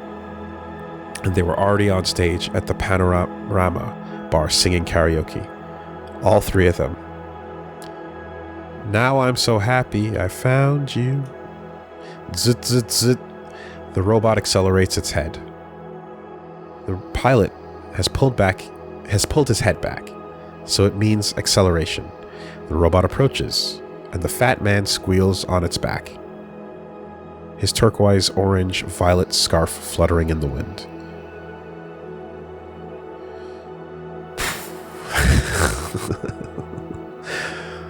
Want to take a crack? Hydrauliczny, operatywny, rozpoczynania dragowniczków, says the robot in a voice and staggers. What does the translation say? Hydraulics operational. Start diagnostics. Polish. Weapon systems check, commands the pilot and snaps his fingers at the skinny one. Systemy broni operatywny, replies the robot. Weapon systems operational. The skinny blonde reluctantly hands the pilot a bottle. He pours fuel in the machine's mouth. The machine gobbles it down, and red liquid drips onto the snow. Paliwo rezerwuje przy 100%. Reserve fuel at 100%. Go on, the fat man points to the blizzard. Wait, the robot says and adjusts his load. Are you ready? Ready. Rozpoczynania, szukania I ratunkowe protokoły, says the robot. Initializing search and rescue protocols. But he only manages to take 3 steps. Zzz, zzz, zzz. When far away, on the other side of the platform, someone steps out of the blizzard. The robot startles, the fat man off its back, and the blonde instinctively jumps to the side. The wanted agent, Teresh Mahayek, pulls a pistol from his pocket, and the man from Internal Affairs on the other side of the platform does the same. From behind him, 2 more collaboration agents emerge from the bushes, pistols cocked. They take aim, and the wanted agent Mahayek takes aim at them. It's sad to see, says the man from Internal Affairs, how far he's fallen. Just think, 22 solved cases, but now a compulsive desperacito. The sky station hangs in the air like a black ghost above Mirova's glow. There on the platform, in the icy street under the sky, stands former agent Teresh Mahayek. The man from Internal Affairs can still see his unshaven beard, the tie thrown over his shoulder, and the face of a drunkard. Flavored berry wine freezes on his chin, and tobacco-capped teeth contort into a grinning expression. 2 friends gesticulate at someone crouching in the snow. They're panicking. The man from Internal Affairs wears a neat black coat and black suit. "Did you think you could just disappear from Kopo?" he shouts into the wind. "You put the gun down. Come in calmly and nobody gets hurt. There's 20 men down there. There's no way out." The mad agent shouts something back, but it can't be heard in the rising wind. The bloodhound of Internal Affairs perks up his ears. "What?" "Frantisek the Brave!" comes from the other side of the platform with a pistol shot. "No!" yells Khan. Ziggy kicks the door open with his foot. In slow motion, splinters fly, and the locked spine gives up with a crack. The door comes off its hinges and hangs there, miserable. A bare-chested boy, a wine bottle in his right hand, hangs between the frames. He's high on amphetamines, longing for caresses and beauty. He is 17 years old, 3 years left until his expiration date. The boy slides his left hand into his trousers. "Which one of you bourgeois bimbos wants to fuck?"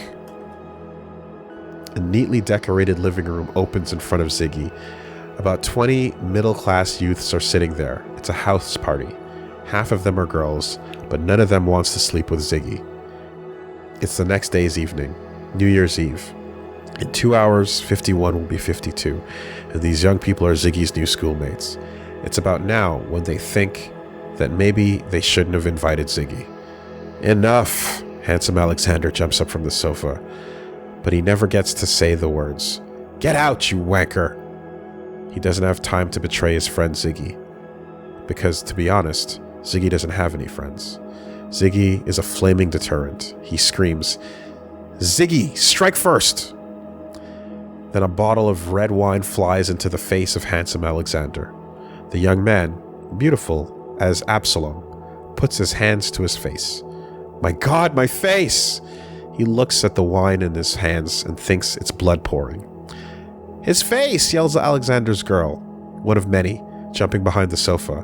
"Broke Alex's face!" Is heard in the room full of people. Handsome Alexander himself is blinded by grief.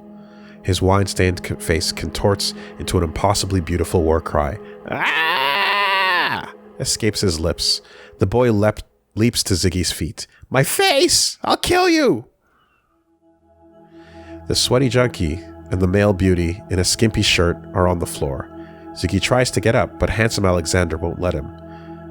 He beats him as hard as he can with his fists, and it's very hard. It seems that a miscalculation has taken place. Ziggy forgot that handsome Alexander goes to the gym after class, giving equal attention to all muscle groups. Ziggy's in pain.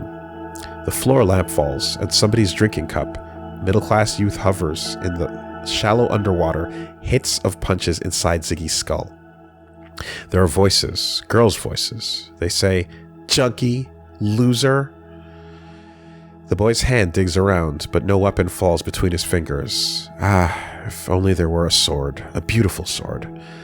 A backwards pentacle in the hilt, like the rays of the sun.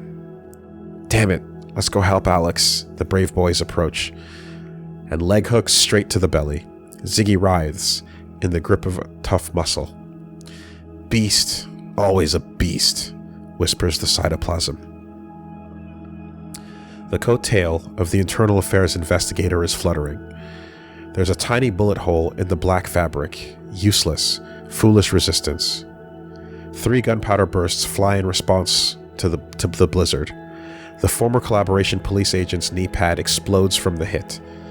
The first shot knocks Teresh off his feet. The second hit his shoulder. A mess of tendons and blood clots the snowstorm. Khan hears his friend groaning. He lifts his head from the snow. Teresh's potato-colored hair is waving in the wind, stained with blood.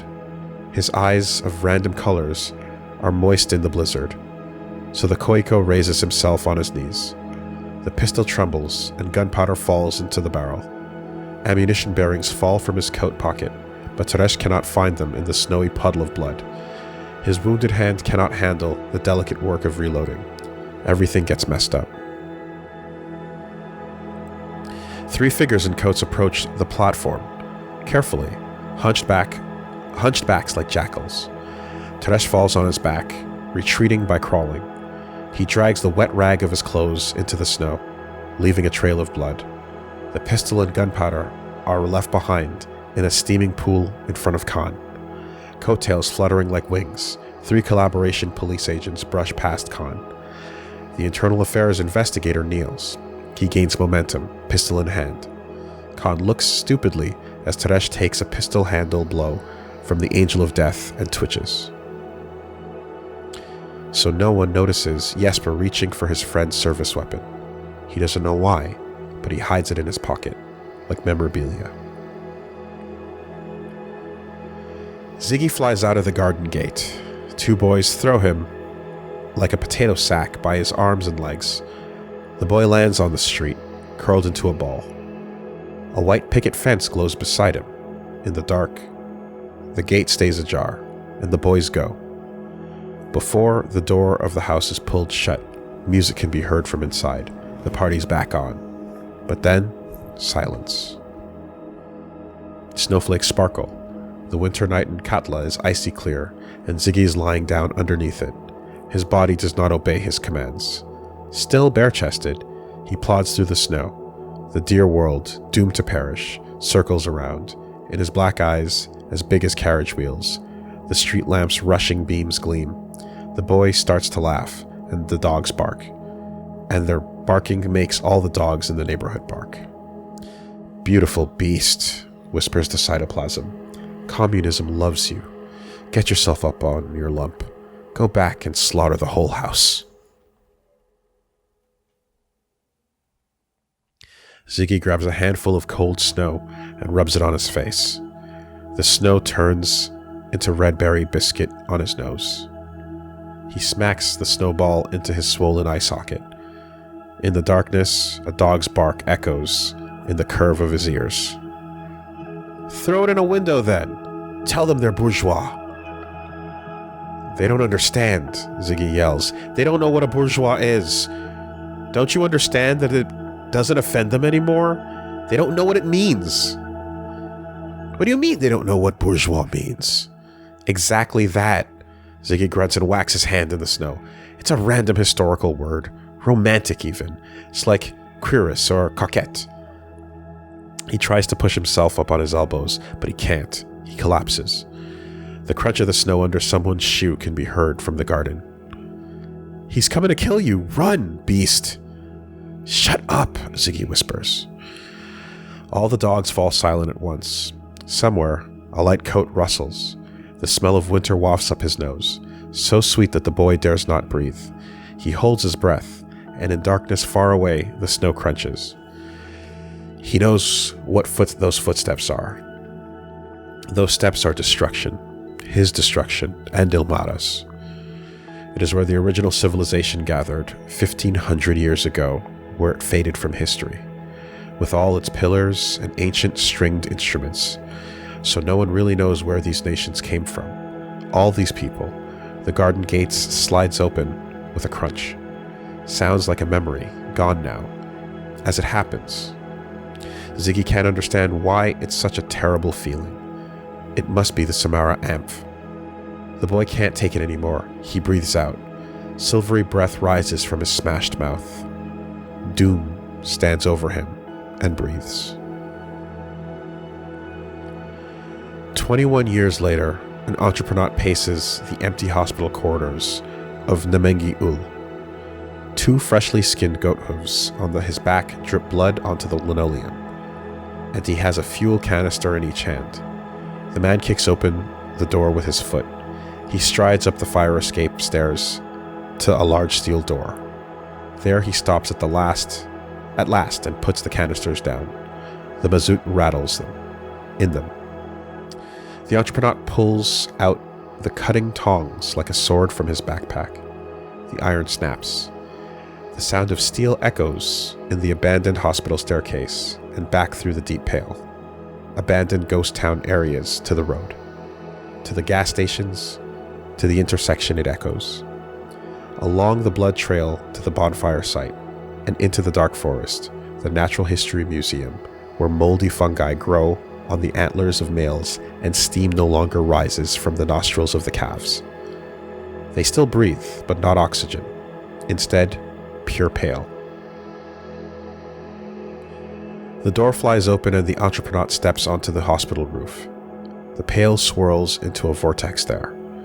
A man in an anorak jacket steps through it, with cans in hands and goat legs on his back. He throws the containers down and kicks them forward.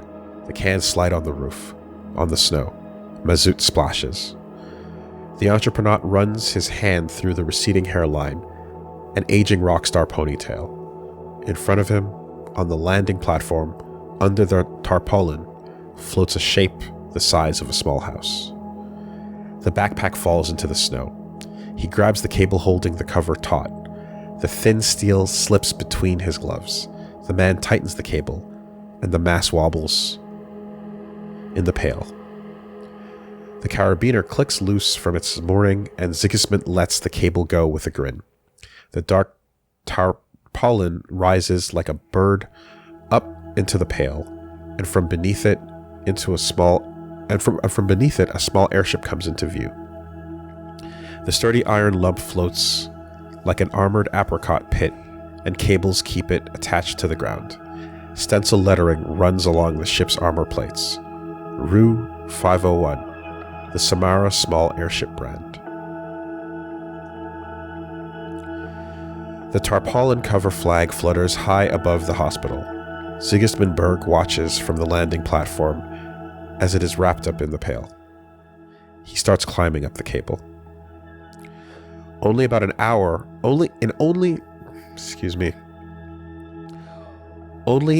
half an hour, a hermetic door opens inward with a hiss.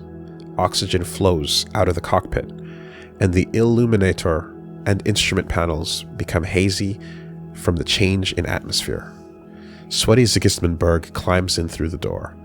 The room, about the size of a small bedroom, trembles from his effort, and the ship sways. He angrily throws his anorak jacket to the floor and never puts it on again. It's practical, sure, and even a uniform for an entrepreneur, but to him, the jacket is associated with a fashion craze he should have never seen: disco. The man starts winding the ropes around his waist. He still doesn't say anything, not a word. Even though he's covered in bruises from falls, he doesn't even curse. First comes the backpack, then the goat legs, and lastly, the 2 mazout canisters clatter against the ship's hull.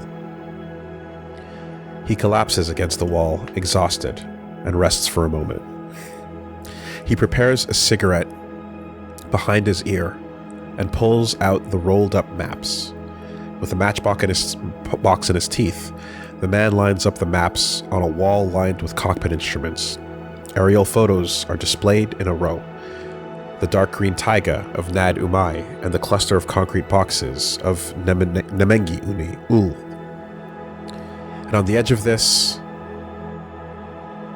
the former border of the world, drawn with gray watercolors, a vast blank space of azimuths, ellipses, and sine waves begins where the world ends, and far away from this geometric maze, in the loneliest of solitudes, in the center of a cycle where no destination leads, a line of tiny dots runs, a distant constellation, a superposition.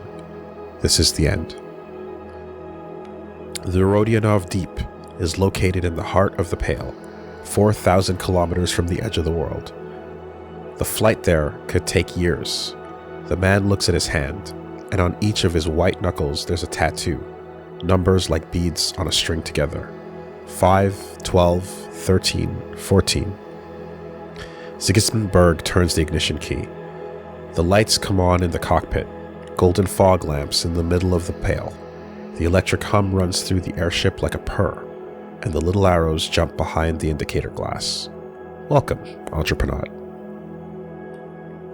The man presses the start button on the ship's stereo 8 player. The tape is labeled with the girl's cursive handwriting, Ziggy's Drive to the End of the World mixtape. When the disc starts spinning, the little heart over on the last I of the name Ziggy stays in the middle of everything. The speakers play rock music from the 50s by a band of now dead drunks from the north.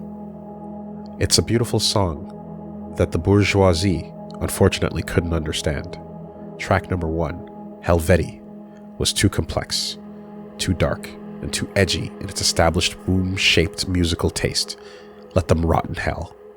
By the time the Pale infiltrates their kitchen corners and turns them into proteins, the members of the band, who had been without larger audience despite their best efforts, will have already drunk themselves to death in front of the Lemminkainen village store. Ziggy lights a cigarette. He nods his head to the beat, wearing a rugged sweater in the middle of the cockpit.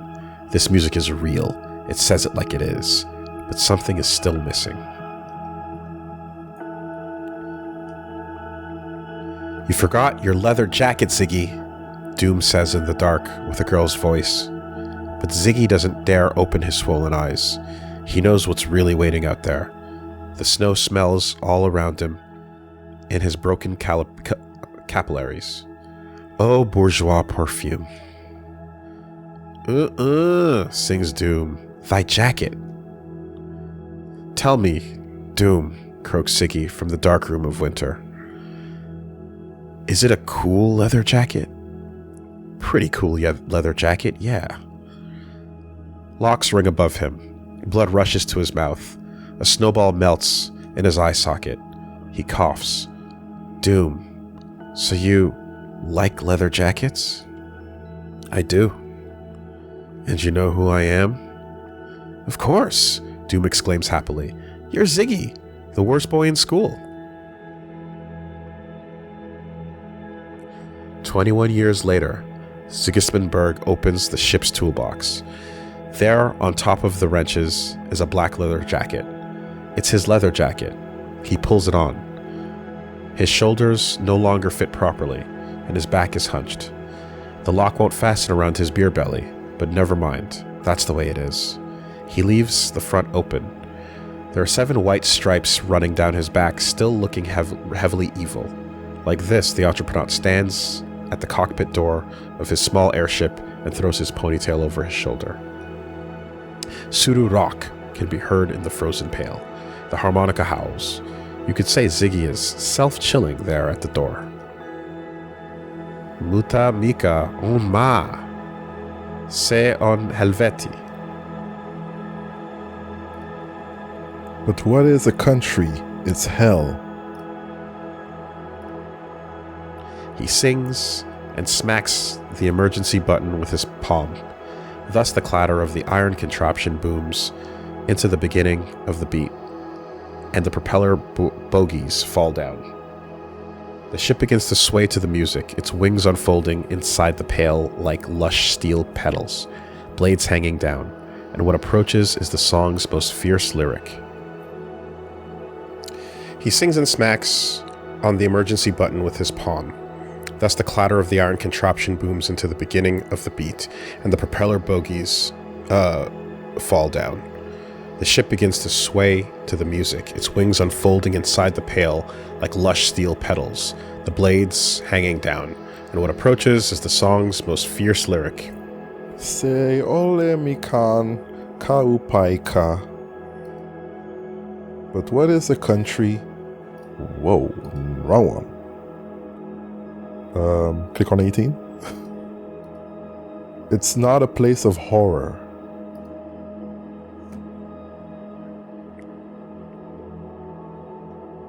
He sings and is joined by a familiar upturned choir. Together, they are mighty for the last time. Eine minkin sinna on sururista. That's what's sad about it. Ignis Nielsen's ghostly gray cytoplasm stands below the landing platform between unfolding wings. Sigismund stays looking at him, and Ignis looks back at Sigismund. The pail flows in and out of the cytoplasm's bubbling heart. Only a slightly lighter clump is in Ignis' heart. The enemy of matter drifts through him like wings. Communism forgives you, he says. Communism understands. Ignis, mumbles the Entreponaut. Forgive me.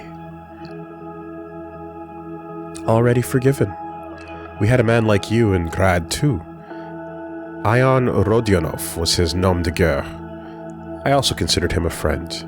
You know that name, don't you? Only the name. But you don't know who he was? He was a mathematician of the revolution. At the top of the party with me and Mazov. Nobody knows that, nor why he took the model of HARNANKUR from Grad. But I don't know that? But I don't know that. Sigismund drops a cigarette from his mouth. Of course you don't. Only the commissar of the revolution and a handful of close relatives know. The man is a real non-entity. His whole life's work is like that. If they already couldn't accept dialectical materialism, how would we have explained the Nihil Mat to them? Sigismund is silent. The song ends. He wanted to use it as a weapon of mass rejection against bourgeoisie. It would have been our answer to an atomic weapon.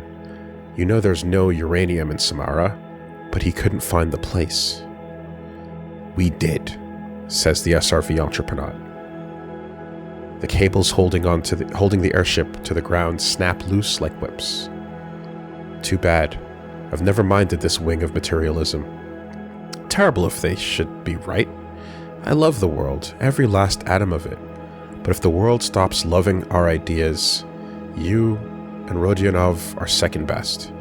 After all, my name is also a war name, says Ignis Nielsen. And at least this way, we're no longer beasts. From the speakers comes the world's saddest screech. Track number 2. Grave. From the disappeared dodecaphonic composer Comte de Pérouse Maîtrisy. Farewell, Sigismund. Farewell, Ignis, says the Entreponaut, pulling the airship door shut behind him. Ignis is left alone on the roof of the hospital. In a minkin sina on sururista. The ghost is still muttering as the wings begin to twirl silently through his cytoplasm, but the blades are moving faster and faster. Sigismund Berg stands in front of the illuminated panel, his hands on levers. Cranks rise from the floor, from the gearboxes like 2 horns. The man turns on the transistor radio. He cranks the gadget to the hidden radio station, the computer half the size of a wall calculating the ship's course from its transmission. The signal comes from countless points, from a constellation of superpositions 4,000 kilometers away.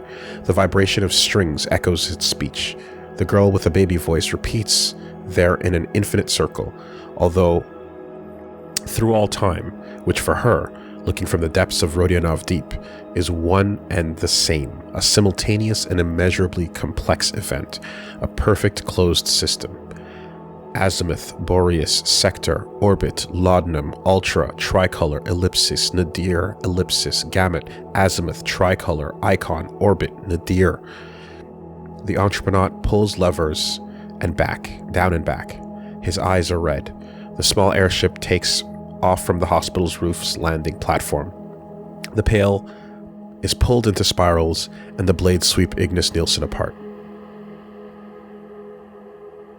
Do you see what the international lettering spells? Absolute negation.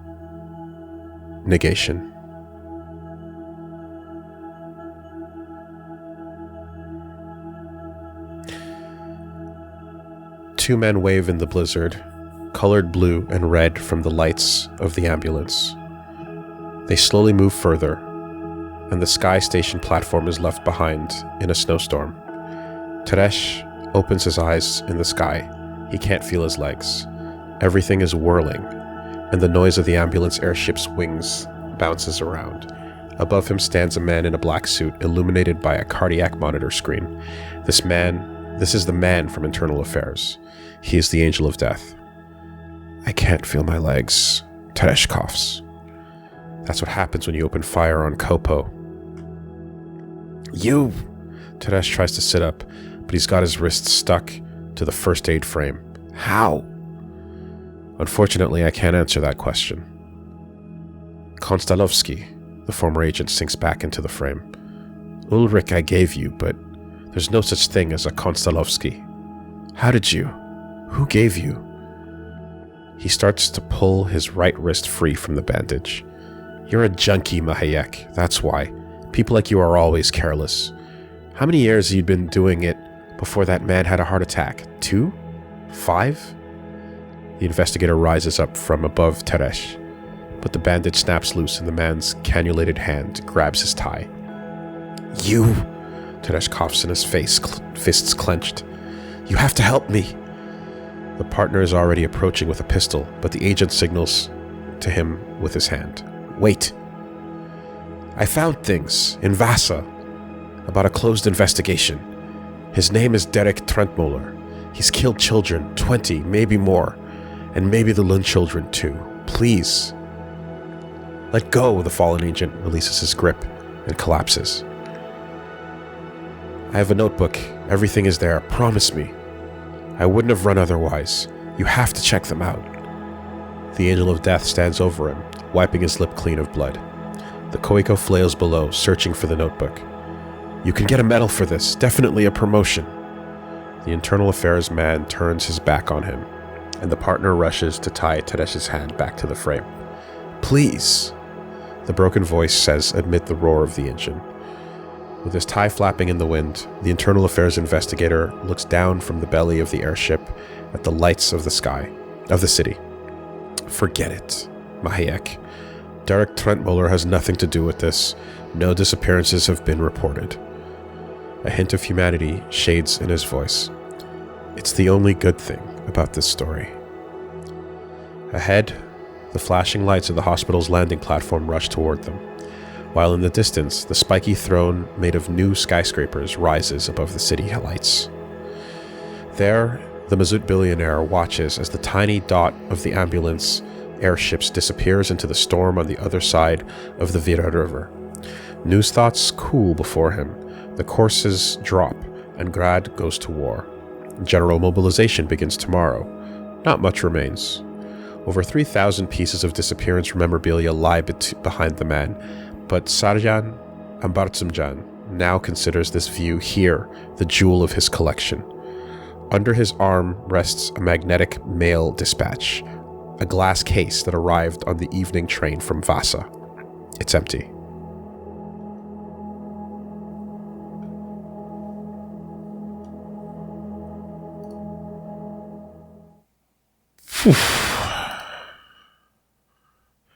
So, it seems as if the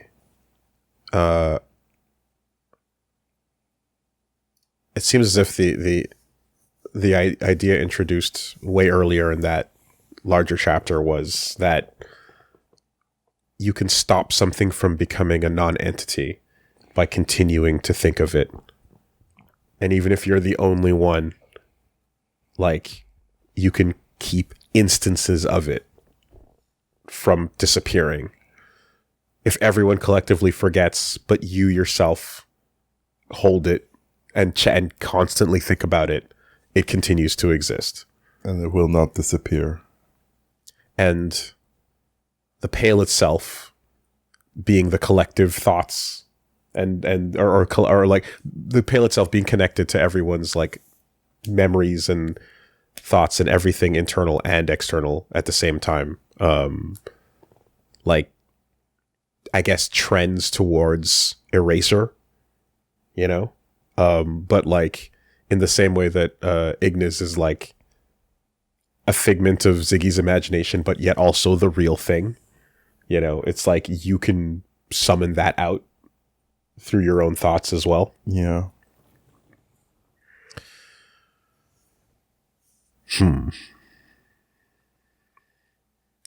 Chapter 19. I am not a joke. 46 hours later, 60 floors below, the hotel lobby is empty at night, gleaming like a tomb of black marble. A radio plays in the reception area.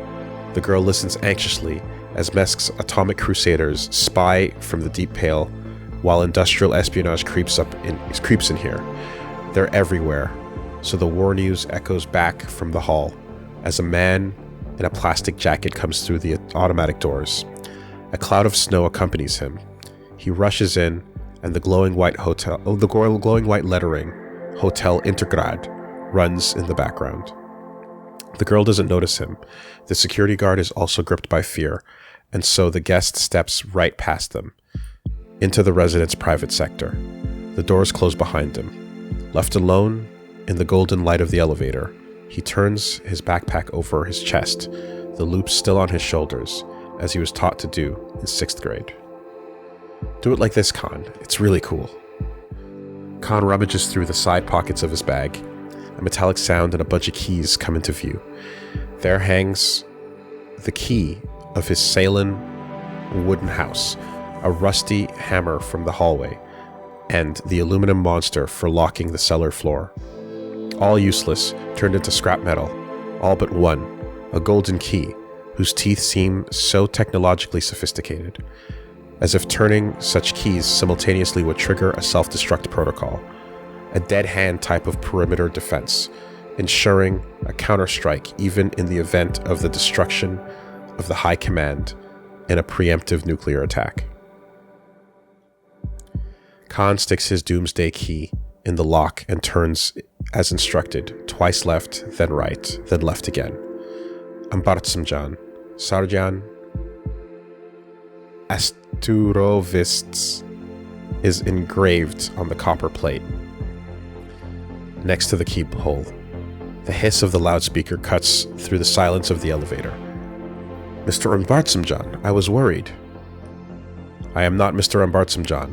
I am Anayat Khan. The man demonstrates the key, unable to decide where to point it. Only he looks back at himself in the mirror, his tutu hat askew on his head, and the snow melting on the shoulders of his jacket. He's bearded, he looks terrible. I was given this in case of emergency, which is now. Why don't you answer my calls? You sound like Ishmael. Sorry, what? You're talking exactly like Ishmael. Oh, yes. Do you remember Ishmael? I am Ishmael, replies the faithful secretary, and the lift lurches out of place. The acceleration passes through Khan. You were worried. Why? Why didn't you pick up? The secretary hesitates. I haven't been in touch with Mr. for 2 days. The last instructions were to stop all calls and to not let anyone in. That was the day before yesterday. Yes, when Mr. received your dispatch, Anayat Khan. Fine. Khan nods in the mirror, sleep melting on the glasses. He takes his glasses off his head and wipes them on the sleeve of his plastic jacket. And nothing else has come, meanwhile, from the collaboration police? As I said, I haven't heard from Mr. Right, yes. The elevator cube slides on silently, up towards the sky. Khan's ears want to lock from the pressure change. Khan swallows, gives the lift a once-over, and then stands facing the door, backpack still on his chest. Mr. Khan, the speaker suddenly hisses. Yes? Please see that everything is in order with Mr. Tell him I asked to be contacted. Why shouldn't it be? The elevator slows, hands rising from the sides as if in weightless state. Why wouldn't everything be fine with him? He asks, but the secretary doesn't answer. The elevator doors open in front of Khan. Ding! A beam of light cuts through the hall to the dark 60th floor. The wind howls there, its gusts blowing shrouds from the display cases like ghosts. And the snow's falling, and so the world's largest private collection of disappearance memorabilia slowly buried in piles of snow. The sound of shoes tapping on linoleum can be heard. A man from internal affairs comes along the hospital corridor at night, a suitcase phone hanging from his hand, locked to his wrist with a chain. A tiny reminder shines on his lapel, a light blue enamel badge. 2 policemen guard the doors of the intensive care unit. One of them is sleeping. Why are you sleeping? The investigator leans over him. I'm an infiltrator from MESC, and there's a 5-ton explosive device in this suitcase. The officer opens his eyes and rubs them in bewilderment. His partner watches in horror. We've just lost an irreplaceable strategic resource in the Mirova Central Hospital. 3,000 grad citizens have perished because you didn't fulfill your duties. The officer jumps up and straightens his shirt, his gaze still sleepy. The investigator is unforgiving. Why are you standing there? Does it make you better? Does it make you feel better if you sleep standing up? Who am I? Where's my work ID? Why haven't I submitted my guest name tag? Double-sided metal doors swing behind the investigator. He goes into the dark room, and the officers breathe a sigh of relief in the corridor. Cubicles separated by plastic curtains pass on both sides of him, and the last one on the window side glows with medical equipment. The man turns on his heel and pulls the plastic curtains open. Mahayek, I need you to call your friends. I need you to call them back. Now. There's a morphine drip on the bedhead. Dripping morphine. That's not a good idea. It should have been cut off long ago.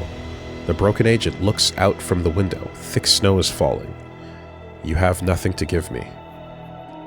I don't have anything to give you. I know your story. It's not reported. You don't know anything about the investigation. You're a Dutch. Jawa. A ghost, an apparition. People like you can only haunt. Usually, it's the unemployed citizens who entertain their minds with all sorts of ghosts and goblins that slither into the state apparatus and weave a web of lies against them. The likes of us, Mahayek. The likes of us are the agents of the collaboration police. The purpose of the collaboration police is not to investigate. The collaboration police aims to keep the world as it is. Mahayek glances away from the window. This world of yours, as it is now, is a real shithole. Oh, the internal affairs investigator feigns surprise. Such philosophy. So you like St. Miro's plan for humanity? The only nihilist here is you, Dutch. So, you don't like St. Miro and his plan for humanity? The internal investigator's features sharpen, and he steps to the side of the bed, into the green glow of the heart monitor. But you like even more abnormal things? Or don't you know what company your friend keeps? Your abnormal friend. I didn't know either. What this hobby of theirs, what do they do? Mahayek sits up, his shoulder bandage turning red with defiance. Khan? Khan's a genius. You can't stop him. Yes, the internal investigator shrugs. He knows what he's doing. Unlike you. Let's call him back now. This concession to the likes of Mahayek is enough. You know what? No, old man. Stop asking. Better increase the morph. I can't reach. He sinks into the hospital bed. Luckily, the laughing spasms hurt him, and the whistle stops. I think you've had enough drugs. Drugs, mocks Mahayek. The internal investigator looks at him with resentment. Down on the hospital bed, a sweaty man's body lays, his bare torso bleeding, oozing sweat. So you like it here, do you? Are you happy with your lot, Konsalovsky? Teresh is swimming in morphine solution. Dark waves wash over him, and snowflakes fall into the water. He burns cold. Chance! The child's hands hold him afloat by his shoulders. Tiny, strong hands. He's a soldier of love. Yes, he replies, watching the green speck on the heart monitor bounce, soothingly, rhythmically. It's okay here. They say I can't walk normally anymore, but you know what? I wasn't going anywhere. I hate this country. I hate Grad. I hate the collaboration police, and I hate the moral intern. It's just a tool to me. I'm just a tool myself. I know that. Why I'm here. Who gave me up? Don't waste your breath. I'm not an idiot. I know my job is done. The bright green light lingers in the darkness. What did he get for me, Khan? What did you give him? The howling of the wind could be heard, and the vapor trail runs through the snowdrifts on the rooftop. World's leading expert in disappearing cautiously steps forward as snowflakes dance in and out of focus. And there behind them, his dialectical materialist glasses. His sharp, dark eyes watch as the snowflakes stick to the glass. The man slowly crouches down, and the rustling of his plastic jacket can be heard. His hand reaches out and picks something up from the snowdrift. The wind dies down around him, and the curtains fall lifelessly. The dark cloth takes on the form of the display case again, and Inayat Khan is there in the middle, on one knee, holding a human skull in his hand. He gazes deeply into the blackness of the eye sockets. 60,000 reals are scattered around there here, far away in the Ur desert, where the epic hero went to seek an audience with the gods. 60,000 deep holes have been dug, in vain. Khan blows, and the snow flies from Ramont Karzai's eyes. His jaw locked with clasps, and his mouth silent. The spear is broken, and the banner is a funeral shroud. Mr. Mbartsanjan! Khan stands up. A tattered flag waves on the wall, taut with ropes. It's enormous, in the colors of the Ilmara tricolor. A gust of wind rises, and a scarf of the same color flutters around the man's neck. He wears a hat of the same color. Mbartsanjan! Khan goes over and runs his hand over the glass display case. From under the snowdrift, the shaft of a spear can be seen, an antique head with a rusted tip.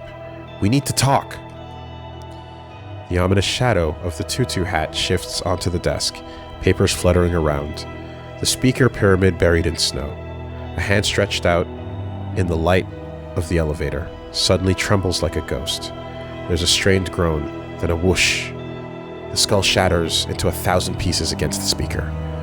Where are my things? Where are they? The man approaches, turning around the display cases. Glass shatters. I don't like it when my things are missing. I don't like it one bit. He stops, both hands on the mahogany, sweeping the desk clean of papers and writing supplies with a single motion. How am I supposed to know where you put it now? He looks around. There was talk, wasn't there? You get the ship, you facilitate, and everyone gets their things. Where are my things? He yells, looking from the corner of his eye at the row of windows from floor to ceiling. The middle, the largest of the windows, has been shattered from the inside, with triangular shards of glass pointing outwards and snow blowing in, and Mirova's glowing light. In front of the window, a large display case sparkles upside down. Bare wires, a switch. Khan turns his head and rushes from his position, leaving the paper painting behind. Onto the wall above the desk, the snow-damp paper undulates there, the watercolor gonzu slowly spilling out, the black millipede of dragon veins into the striped sacks, the reeded turquoise into a rainbow. Soon he'll be gone, but you can still see how gonzu distributes. One for you, and one for you. The immortal peaches to his men. But Khan has no eyes for that. He digs, the wind whistling in his ears. He has put on his mittens. The display case emerges from the snow, and the man turns it right side up, pulling out papers, expensive papers, a collaboration police folder with x-ray pictures of someone's bared teeth. An identity photo flies out of the folder into the wind. A silvery tattoo, an impossible memory on finger knuckles. 5, 12, 13, 14. Khan catches the photo and stuffs it into the backpack on his chest, along with the rest, along with the transit permit to Kukushkin in the Grad Samara Oblast, along with fake papers for the People's Republic. These are on top, the upside-down pentagram printed in white on the passport cover. At the bottom of the display case gleams the grand prize, Rodionov's Deep. Khan's mouth opens. As he reaches out his hand, the perforated dark blue metal sheet sings like a saw blade between his fingers. The city's light shining through thousands of dots. After the dots, there's the map legend.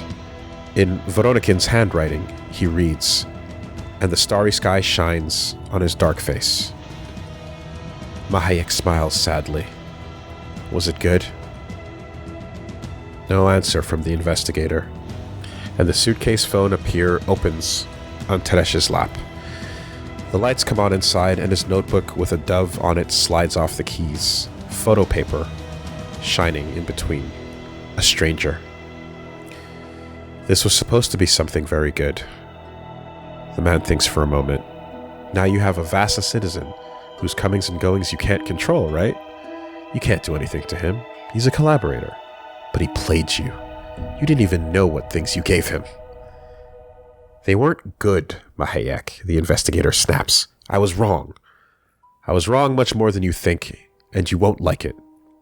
Your suspect is a victim. He picks up the notebook. What do you think? Why haven't your cases been reported? You saw them, Mahayek. Let's talk about it. Or don't you want to anymore? Don't you want to talk about Derek Trentmuller? It's not funny anymore? The investigator puts his hand on the man's steaming forehead. These things happened. You saw them with your own eyes, and now they haven't happened. How is that possible? That has nothing to do with it, Teresh gasps, pupils covering his randomly colored irises. You said so yourself. Only Khan's plan is important now. Khan's plan is the height of abnormality. Rodionov's Deep.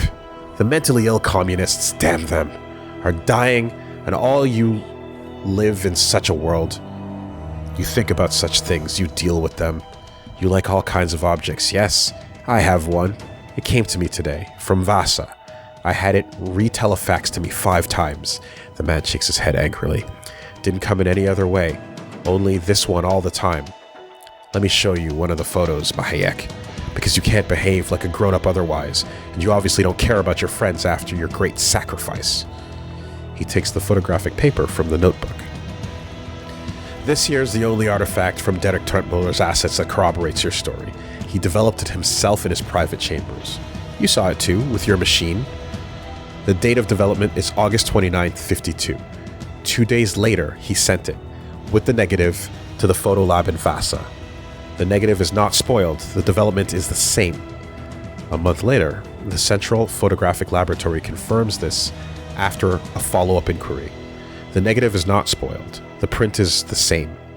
Zuul confirms that there's no defects in the lens, and Trigat takes 300 test shots with the camera equipment. No anomalies appear. The man studied the apparatus for 6 years until memory disease set in. I think he would have studied it for life, like you. Teresh holds a piece of photographic paper with unevenly cut edges, dates and stamps on the back. 29 August, year 52. Turn it over? Sweat leaves a stain on the paper. Photographic lab stamps. Zuul, Trigat. You don't dare look at it, do you? You shouldn't dare. No one should. You shouldn't be doing this sort of thing. They must be forgotten. But Mahayek, I'm sorry. I need you to call back your friends. You have to do it. Light slides across the surface of the photo in a glossy sheen as Teresh turns it. It's a yellow-hour summer day, frozen in place. The rain is pouring down on the hillside, and the three of them, small in front of the rose-hip bushes, smiling triumphantly. Khan is explaining about peaches and gonsu. He and Jesper look ahead, beach umbrella in hand. The three boys hold them above nothing. What is it? The dot on the heart monitor pauses. That's where your friends are going. It's your Rodionov's Deep. You've retouched this. Teresh turns the photo, panicked as if he were searching for them on the other side. Why are you doing this? Why are you doing this to me? We do nothing. There's no such thing as Dutches and Jawas, junkie. We're friends of humanity. When will you understand? It's not a person who retouched it. You just don't want to think about it. Nobody else wants to. That's right. Let's leave it. The man from Internal Affairs lifts the phone from the book and presses the redial key. Call tone. Teresh turns his head away, but the man from Internal Affairs takes him by the chin. Don't stop now. You've done more than harm. You did them both in, Herd and Trentmoller. You cleaned the horror from their heads. We're almost there. A woman's voice comes over the phone. Hotel Intergrad. A photo falls from Teresh's fingers. But that's not possible. That's not possible, sighs the angel of death. Only the world as it is possible. We don't study these things. We don't poke at them. We are at peace. We forget. We wait, and we are protected. Hotel Intergrad, I'm listening. Please connect me to suite number 4001. Ishmael, can you hear me? Khan's voice comes from the switchboard. The loyal secretary stands in front of a wire bundle, thousands of metal plugs running into the analog sockets. A light bulb flashes. He wears a pink shirt. Click, click. The young man switches wire on the desk. With his usual agility. I hear you. Mister has jumped to his death. I hope you realize I could have left that unsaid. I could have just left the building. I hope that you'll understand that you will not call the authorities for 10 minutes. Mister would have wanted it that way. That I would not be stopped. That the investigation would not waste my time. So dictates Khan, to the howling of the wind. Time I don't have. Do you understand? Say you understand me, and you will do so. From the speakers behind his back comes a broken rasp like a cry. Do you understand me? He repeats, and the speaker hisses. 10 minutes. Fine. Khan turns his head and looks. An expanse shimmers beneath his feet. A man who feared the world was fading through himself there, but he no longer fears anything. New stands before him, and behind his glasses and irises, thoughts race. Ordered, strategic thoughts. It's a wide-ranging rescue operation, and he's now fully made up for it. Not a single thought left. They still call him Khan, but in fact, he's a tactical leader who's perfected himself in a 20-year positional war. an adaptable maneuver whose author and executor is himself, a tyrant of love, a total worldview in the service of a single person. There are others, but he can't be stopped. Horrors visit him, and lately, he no longer even remembers their names. Their ages are mixed up. Before going to bed, his beloved looks at him with a tired face instead of her eyes, a horror nemotor. And something even more ugly, late night calls from the abyss. You know who I am, fat man.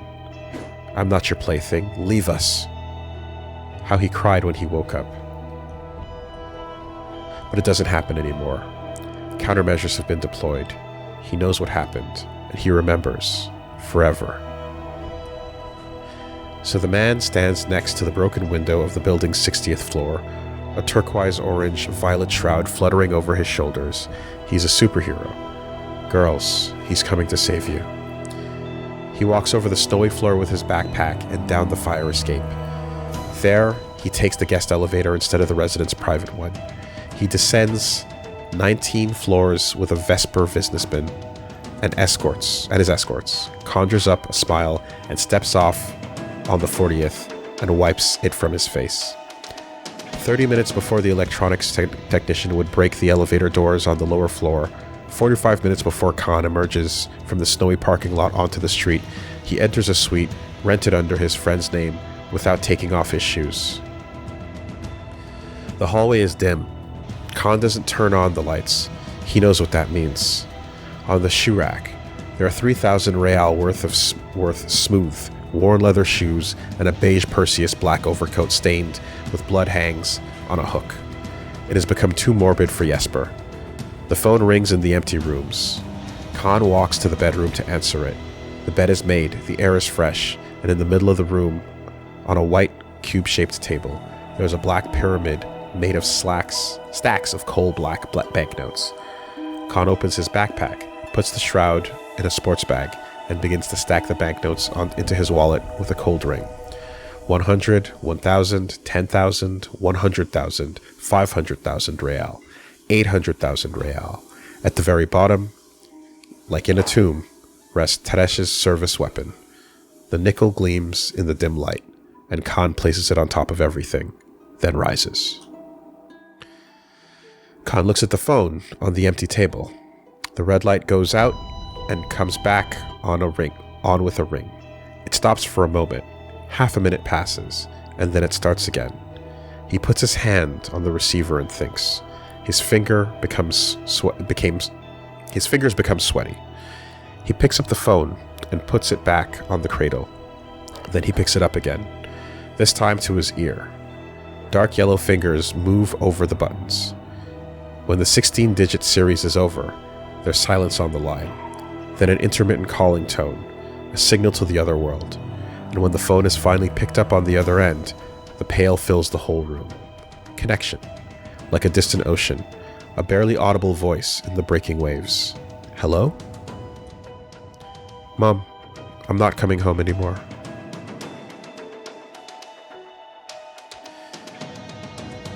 Two months later, 4,000 kilometers to the north, on the other side of the Yakut Reserve, the former Taiga Northeast Grad spreads out of the curve of the horizon, and the pale shimmers in the immeasurable distance. And before him, 800 million hectares of forests undulate in the wind. The world, a snow-starred expanse, exhales oxygen into the winter evening atmosphere. Even the indigenous people are forbidden to enter here. These icy cubic tons are breathed in by all of Grad. They are its lungs, Grad's lungs. A hydrometeorological protected area, an oxygen park. A storm gray motor carriage stands on a forest path at the edge of a large field, with its salon lights fading. The lead acid battery is slowly running out. The glass domes of the headlights go out into the dimness of late December. A pump hose winds out of the machine's fuel tank, and a 34-year-old man holds an empty canister in his hands. The snow-white interior in front of him smells of fuel. The white seats drip with it, and so does the white leather steering wheel and dashboard. He strikes a match. It goes out in his cold, red fingers, and the wind blows. The man shields the matchbox with his palm and strikes another match. The first one does nothing. Then a second one ignites the motor carriage in flames. A single candle is lit in the midst of a darkening world. The white leather crackles and turns black. The flakes of soot peel off and rise up. A white suitcase in the black seat catches fire. There, his passport crumples up like a dying spider, and Malin's letters float up as pale ash. All the rest of the memorabilia that hasn't already disappeared. And all the rest of the memorabilia that hasn't disappeared. A drawing appears before his eyes, and the birthmarks on Annie's back disappear. Heat rises on the man's face. He closes his eyes. Dots dance there for a moment, and the eyes, the exact color of which he can no longer recall, a face he can no longer remember, a kiss with the teacher's daughter in the dim forest, which the tongue doesn't remember, but without which he himself would be inconceivable. All of it fades away. A former interior designer opens his mouth, rubs his bleeding gums with powder, and throws the rest of the nose candy into the burning motor carriage. It sparkles when it ignites. Then he gathers momentum and jumps over a frozen river. Cattail tufts protrude from the ice below, and a forest road winds in the distance. In front of him lies a meadow of hay, snow falling above it, and beyond the zigzagging trees, a sawtooth wall of firs, a dreamlike sight. Snowflakes flutter from the branches like wedding ribbons. He goes, a blonde lock of hair trembling on his forehead, his eyes moist and light blue from the wind. He wears a snow-white cloak, with white suede shoes on his feet. The corners of the mantle's collar are adorned with silver anchors, a nautical motif. His silhouette glows in the dim light, slender like a surfboard. Water bottles clinking in his shoulder bag. No one knows where he's going. No one knows where he is. A tiny shimmering dot on a vast frosty field. And on the other side of the field, the forest beckons. Darkness under the trees filled with oxygen, calling out to his entire conscious life. He enters, the ground softening beneath his feet, prickly with pine needles, the wind subsiding, and not a single bell ringing there, no one's voice. This way, it's better. It's right. The charred motor carriage remains on the roadside.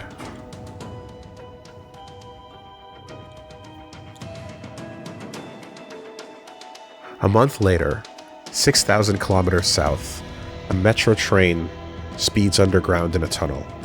The carriages are empty at night, and the steel creaks. Khan leans against the door, backpack on his back.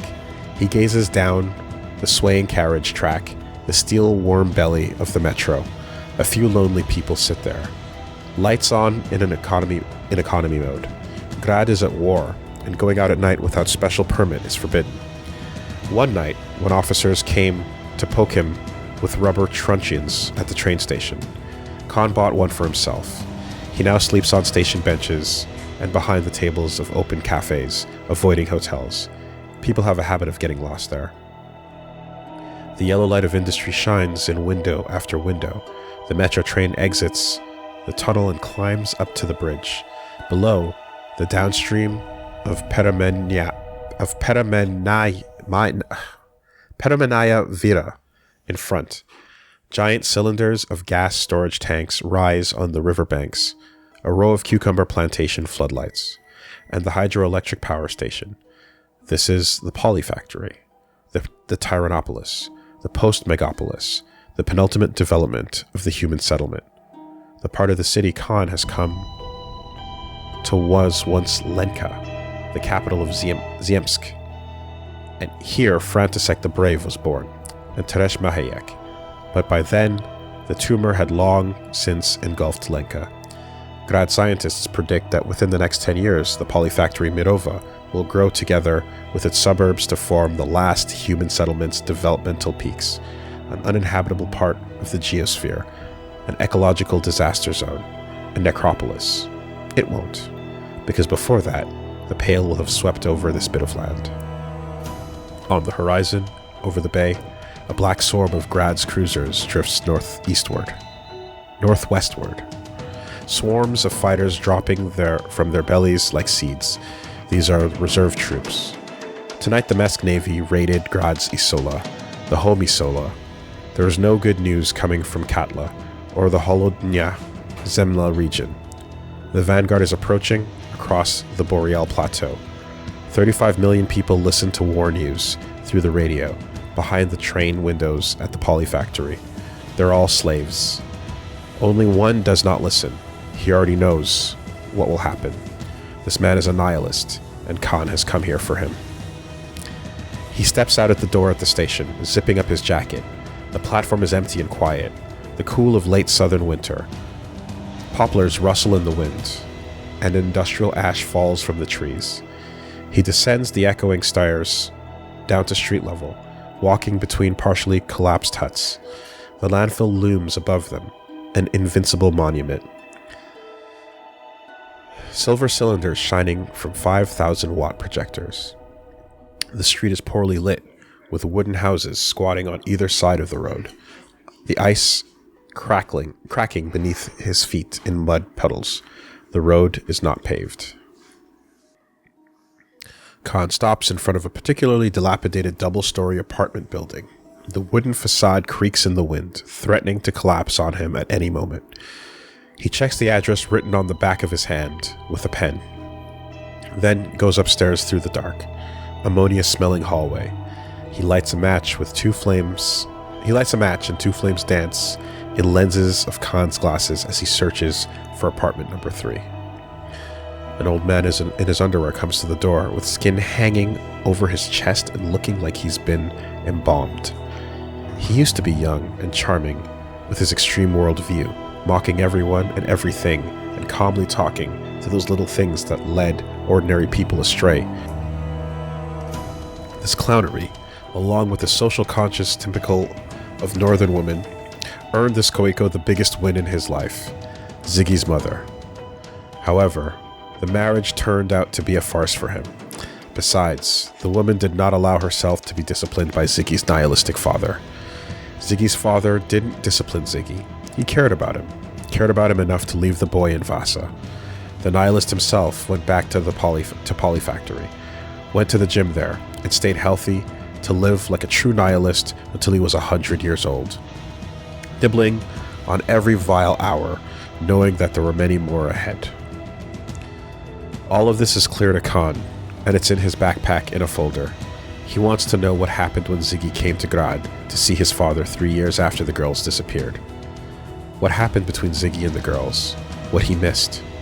The Koiko leads him to the kitchen. In the middle of unwashed dishes, Khan slams the bottle of vodka with 100 real on the table, and the Koiko unscrews the cap, pouring a shot and holding the shot glass on the tip of his middle and index fingers. Not that I'm going to cause him any trouble, don't get me wrong. Khan looks at the filled shot glass in front of him. It's all as I said on the phone, but he thinks for a moment, then slams the vodka down his throat. The boy knows who I am. I'm a nihilist. The old man slams the shot glass on the table. Come and see the mighty nihilist face death. Tonight at 8 o'clock. In the community center. Death is great and terrible, but the nihilist is not. What was he now? He put his finger to his mouth and tries to remember, but he can't. His mood is ruined, and his body slumps over his shoulders. It'll soon be over. What's the difference? The old man nods toward the door. Everything is as he left it. The notebooks rise like towers along the walls of the hut. Khan's shadow stands in front of the door, between the stacks, the kitchen light shining in from behind. Then as the man reaches for one of the notebooks, the rest of the stacks begin to collapse on him. He looks to Ziggy's father for help, holding the swaying tower against the wall with his shoulder. Never mind, he coughs. It's all the same story. What do you mean? Khan takes a step back, notebook spilling onto the floor. Each cover has the ages of the girls in Ziggy's sloppy handwriting. 5, 12, 13, 14. The same story. Koiko turns his back on Khan and sits down at the kitchen table. Strange story. Isn't it a rather strange story for all of us? And whether it has a happy ending. Khan starts packing the notebooks into his sports bag. Then, as he stands in front of the door, a bulging bag hanging over his shoulder, the Koiko is still looking out of the small kitchen window. They want to drown this world in the pail, you know. Mesks. They're on the radio saying they'll take us to our cradle. That we'll all be sitting there, mouths agape, and they'll make sure we don't choke on our tongues, and they'll feed us. Failure is not nihilism anymore. It's a farce. I've seen it. It's the quarantine of the proteins of Lomonosov's land. The whole world wants to become Lomonosov's land. Khan taps on the doormat with his shoe tip. Well then, I don't know. I should go. He's a disappointment, this Saint Miro. But you know, boy, the old man looks at Khan, his eyes glossy with vodka, black as the horses. I think there's more to come. The carriages disappear in front of Khan, one by one, the tunnel swallowing the train. He sits by the window in dim silence, his ears blocked from the pressure change. Green lights mark the exits. Otherwise, it is dark in the carriages, with only the sound of screeching metal. He takes out a flashlight, fills it with batteries, and the world appears from darkness on a square piece of paper in his lap. Khan sits with piles of notebooks to his right and reads. Page by page, it unfolds in front of him under the beam of his flashlight. Every detail is captured there, with autistic attention to detail. Every word and movement is recorded. It's not so much a story as a technical drawing, a model of memory, instructions for a future benevolent force to put Sigismund lost world back together. Cut, fold, and paste. The trajectory of a brick in the winter night. The coordinates of a living room window. A familiar address. The girl's house in Vasa. At the Falu stop. The maze of the suburbs is revealed on an unfolded map, a dotted line marking the boy's escape. And meteorological details in the corner of the page. Air pressure and humidity. 18 degrees below zero. The next evening, at Handsome Alexander's, sofas against the wall, a 6-phase battle of dancing steps on the floor, and then darkness. A single voice ringing above him, above the boy, with locks jingling. You're Ziggy, the worst boy in school. Khan senses something bad. He wipes his glasses with a handkerchief. The acid swirls in his stomach. This is an impending jealousy attack. And you, my darling Doom, are the most beautiful girl in school. However, the girl's name, with a familiar A in the middle, does not wait for him on the other side of the page. Its absent is what awaits him there.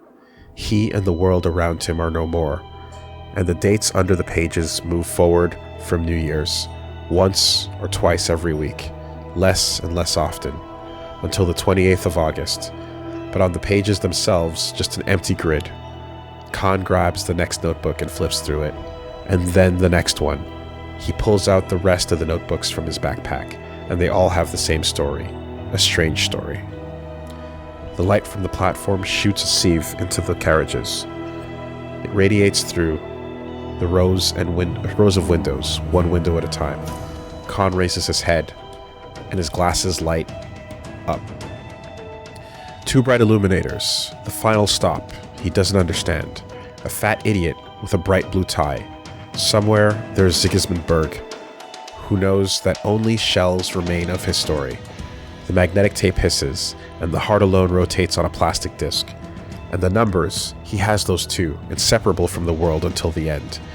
He catapults himself through the ultra-deep pail, towards it in his steel apricot pit. But Khan's own memory distorts in his mind. The backups have been extinguished, one after another, leaving him alone. He can't bear it like this, but he can't live without it. Tonight he falls asleep in the station toilet, in a cube with paper-thin walls. He is curled up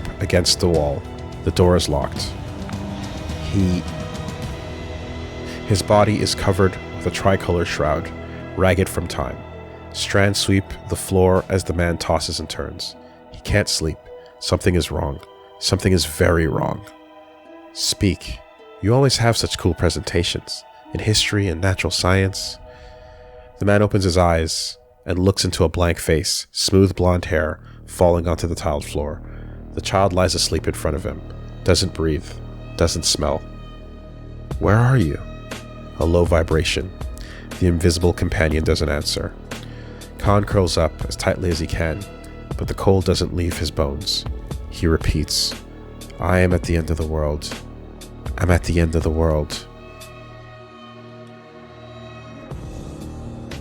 21 years ago, small bare feet stepped down the stairs of a suburban home. It's the winter solstice, and veins run under her translucent skin. Each nail is raspberry red, gemstone, toes curling up on the cold stair steps, dark green eyes. The hem of a nightgown flutters around her ankles in a draft. Thus Melon Lund steps onto the ground floor, on the carpet. In the dark room, a shattered window glows.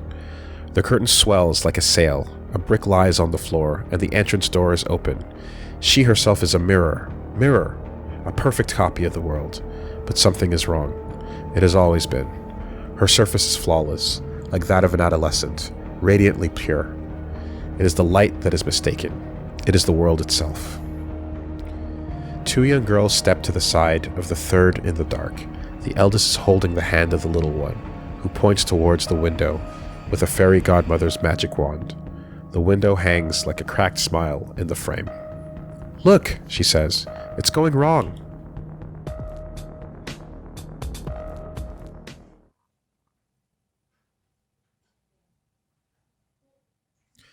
Chapter 20. Epilogue. The light shines through everything. This epilogue is not part of the original print of the book. Instead, it was written and posted by Robert Kurwitz on the now-defunct blog www.zaum.ee in 2014, sometime after the book was published.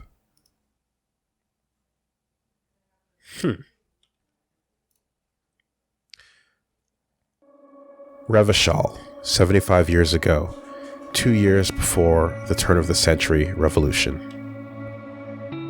From afar, applause can be heard from behind the stage of the symphony hall. The ovations for the premiere are meager, and there won't be a second encore. The clap catchers organize the first one. The string section is already changing their evening dresses for street clothes on silver chaise lounges.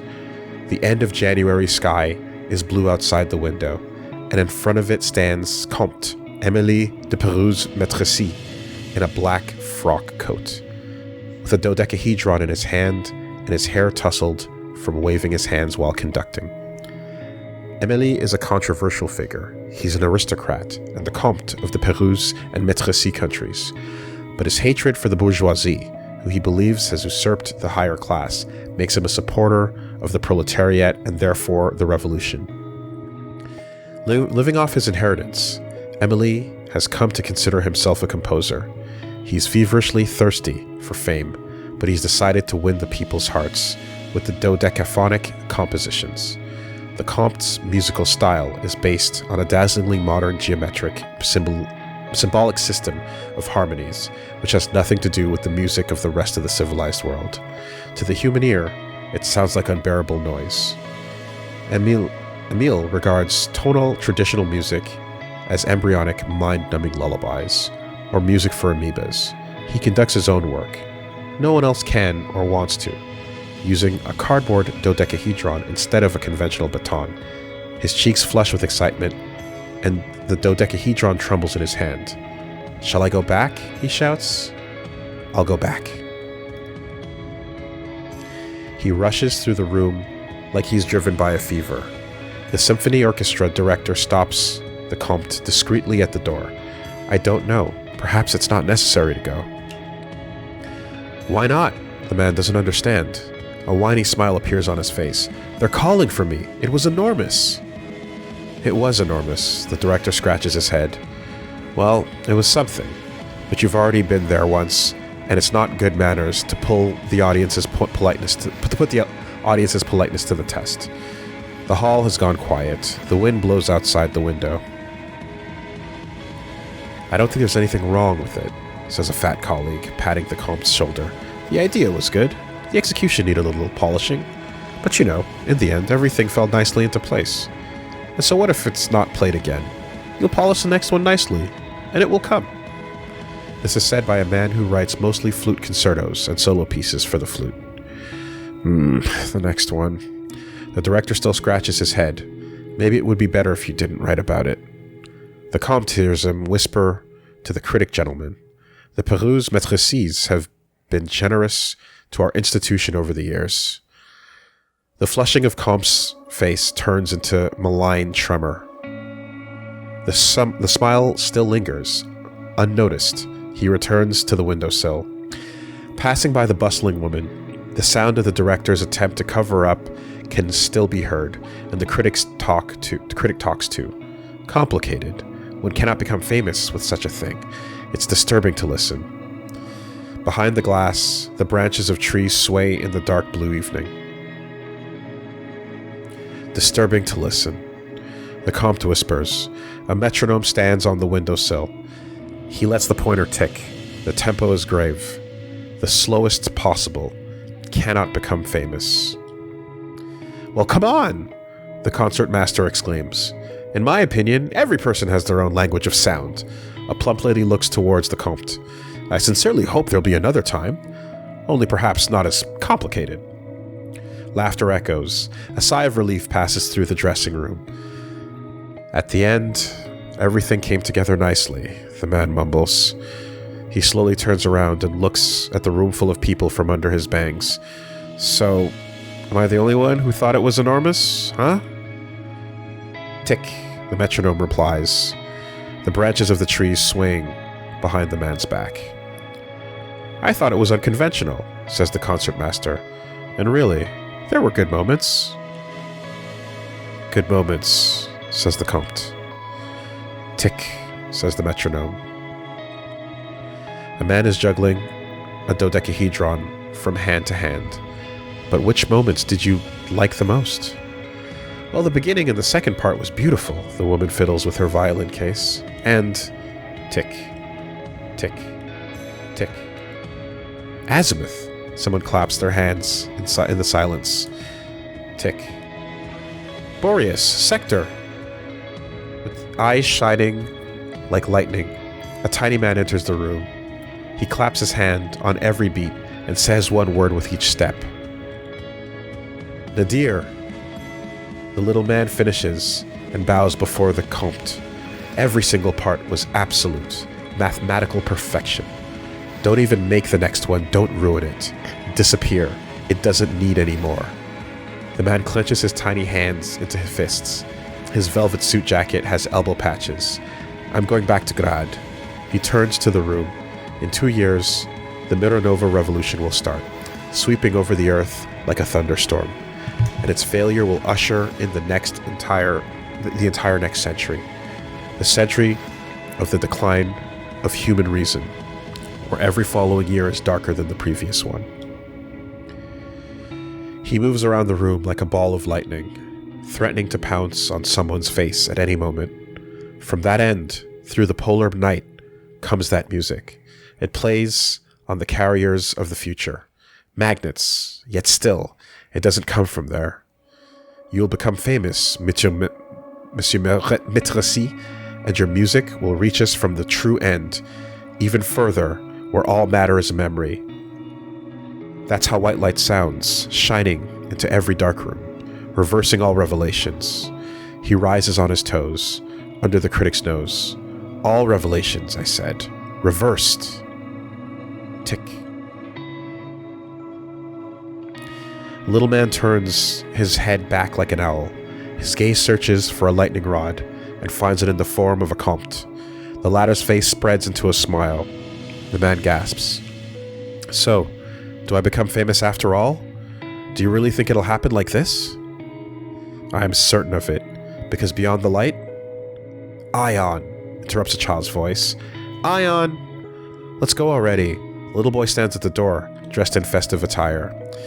You must excuse me, the man presses Comte's hand. It was an honor to meet a person whose mind is receptive to such brilliant sounds that they reveal the world's memorable essence in their light. Wait, the author stammers. He searches his coat pocket for a pencil and signs the dodecahedron with it. He has been practicing it for a long time. To whom should I make it out? Ion Rodionov, the man smiles. He is excited. You're not, by any chance, a writer? Oh, no, I'm a math teacher. The man takes the polyhedron, his eyes sparkling with admiration. Of course. The bloated critic snaps next to the door. But the teacher walks past him, paying no attention. He takes the hand of the little student at the door. Come, Ambrosius, he says. Isn't it a beautiful polyhedron? A month later, 800 kilometers from Revachol, on the edge of the Great Blue, on the shores of the Insulind.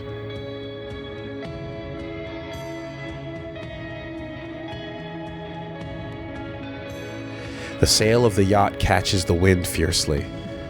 The canvas flaps and the wind howls deafeningly. It's a night at the end of February, and the last dark blue hour before the sunrise. The ocean shimmers under the dark blue expanse, and a single yacht maneuvers through the cracked ice crust. An iceberg passes by the railing, steaming in the darkness. On the deck stands Comte Émile de Pérouse Maîtrisy. He is still in his black frock coat, which is tattered and unwashed. The man's hair blows in the wind. His hands are red from the cold. They're frozen to the wheel. Set yourself on fire, Revachol. Set yourself on fire. He screams into the wind. I know it's huge, and the world knows it's huge. Who are you, anyway? The ship cracks against the ice edge, a deafening scraping against the wooden hull. With his teeth, Comte pulls the cork from a bottle of spirits. Complicated, he screams as he takes a sip. I bring you the music of the spheres, and it's too complicated? You're the complicated one, you cow! Before him, the sun rises through the vast frosty world. It is a vision. A pale gray light radiates as it wreaths of hatred and cold. The sun rises from the pale. The Comte raises his hands to the sky, and in the incomparable noise engulfs him.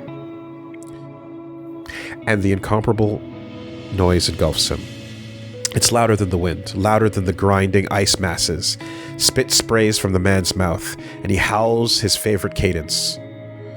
It's his own composition, and the pale's voice in front of him sounds like applause, standing ovations, tens of thousands, of feet stamping and whistles, ear-splitting whistles like fireworks, an atom that will one day be detonated in Revachol. The only thing in this world that is more beautiful than his own music is applause. I'm famous, the Comte screams. I'm the most famous musician of all time. All other musicians are nothing compared to me. Nobody knows them, but everyone knows me. He sips the spirits drop by drop and smashes the bottle on the deck. Millions love me. He cries, delirious, and throws his hands in the air towards the pail. Millions and billions, hundreds of thousands of billions of young, lovesick girls love me and my 12-tone sound. Love is everything. Love is light. Light and beyond. Nothing.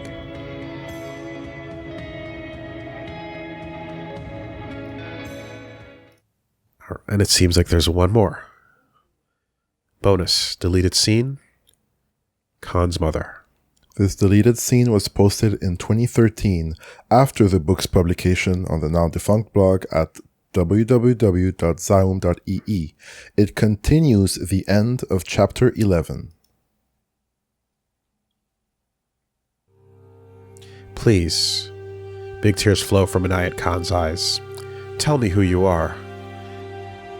You know who I am. The vibration emits a child's voice, saying terrible things. Khan begins to tremble and slumps into the corner of the hallway, the receiver in his hand. "It's not you, it's not you," he cries. The man's real body shakes with his mind. He wakes up and cries in his bed. His ear hums, and the dream continues in wakefulness. Only the airship model is back in its display case. Nadia no longer smiles, and Gonzu holds the compass. 5 minutes later, Elia Khan wakes up to the sound of clanging dishes in the kitchen. She fumbles for her bedpost, and the nightlight with fringes illuminates. The woman goes to the kitchen in her nightgown. There, in the dark, facing the door, stands her son in his 30s, sobbing. The hulking man washes his coffee cup, his back shaking. "Bad dream?" Khan doesn't answer, drops the cup into the sink, and the handle falls off. "Sit down now, let me do it." The mother leads the man to the table. "Do you want me to make you some tea?" "Coffee." The man wipes his cheeks. "Make coffee." The old woman turns on the light in the kitchen. Water gurgles in the sink. She washes her son's favorite cup.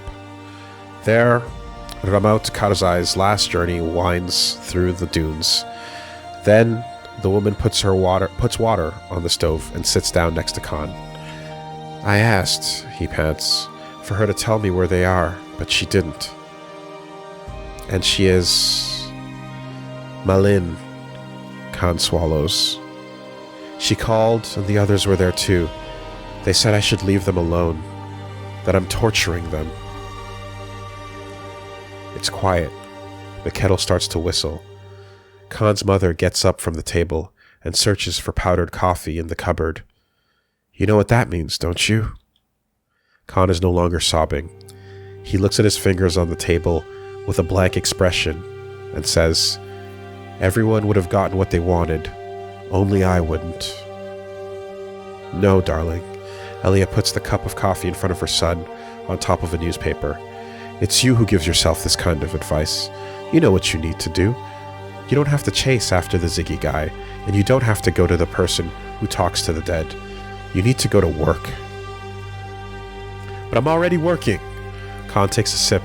I'm a leading specialist in my field, I tell you." "Maybe so, but that's not a normal field. I mean a real job. When you start taking care of yourself, women will come to you. I have an idea, listen. Go to the job market agency tomorrow morning." "Mom, didn't I just tell you?" "Listen to me until I finish. Go there tomorrow morning and ask for retraining and take it. They offer it for free. You'll gain confidence. Make a daily schedule for yourself." "Sure," Khan laughs hollowly. "A daily schedule. And on Friday, go out with that girl. Don't resist. She's very nice. Agni's a very pleasant woman. I don't think her daughter will eat you up." "What daughter?" "Why don't you ever listen to me? I've been telling you for a month now that my colleague's daughter is your age and also single. She really wants to meet you. Put on a nice suit and a shirt and take her to a nice place to eat." Khan lowers his head in his hands. "What place, Mom? To Abu Babu's kebab place so we can eat borek? Same place I'll be taking that retraining?"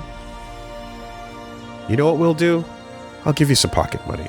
In advance. You'll reserve the table right after the job market agency and go to Telefunken." Khan's mother looks at him with a cutting expression. The man raises his head from his hands and wipes his nose with a handkerchief. "And how should I do that?" Mom opens the newspaper on the table. "Through contacts." A young man in a t-shirt and slim fit poses next to an interview at the arts section. The shirt has an iconic album cover of a famous dance artist, and the interior design of the renovated panoramic floor shines in the background. The end. The end. Allow me to take a humongous sip. Wet your whistle, buddy. Congratulations. Ah, Nice push. Nice push. thank you. I just talked out a fucking audiobook, man. Yeah. Oh, boy.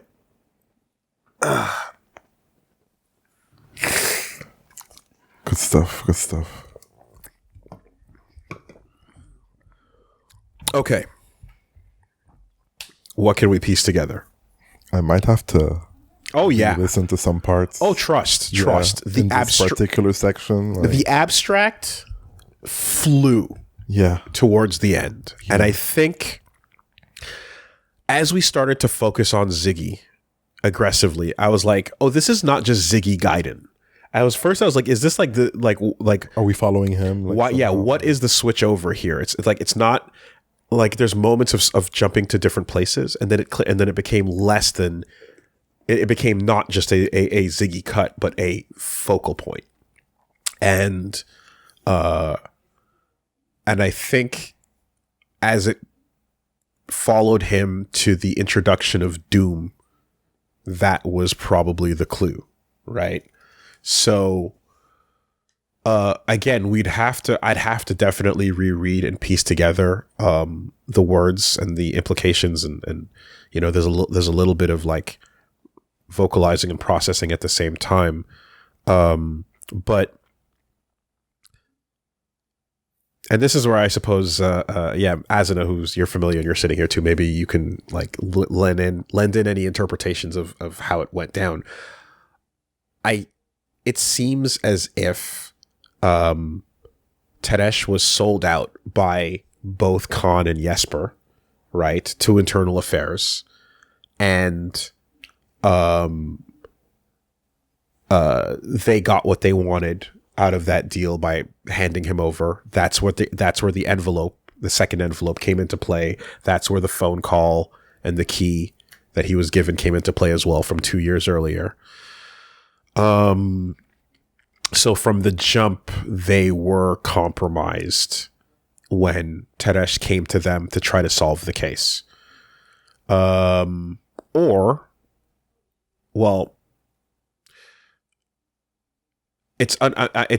not sure yet where that would have occurred, but either way, they sold him out at some point, right?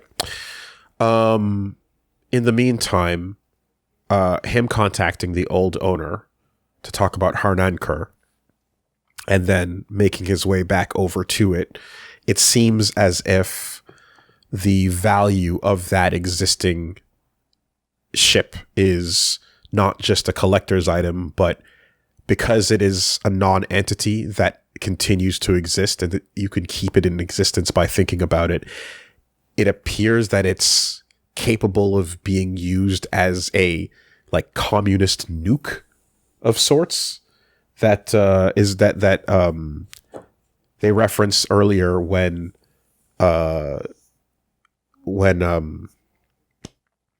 Krasmazov's partner starts with an I. Ignis talks about their intents to use it because they don't have uranium, they don't have actual nukes, you know. And then, of course, we know about the failure with nuclear power later in Revachol. But they have their own, like, I guess, pale bomb, right? And the ignition point, turn your key, sir, literally refers like turning your key, you know, left, right. Like, that is actually how you activate a nuclear device. Exactly. And so, yeah, this non-entity that everyone knew about, right? Like something as grand as the Titanic, could be used to weaponize the idea of like a concept or deleting a concept from reality, right?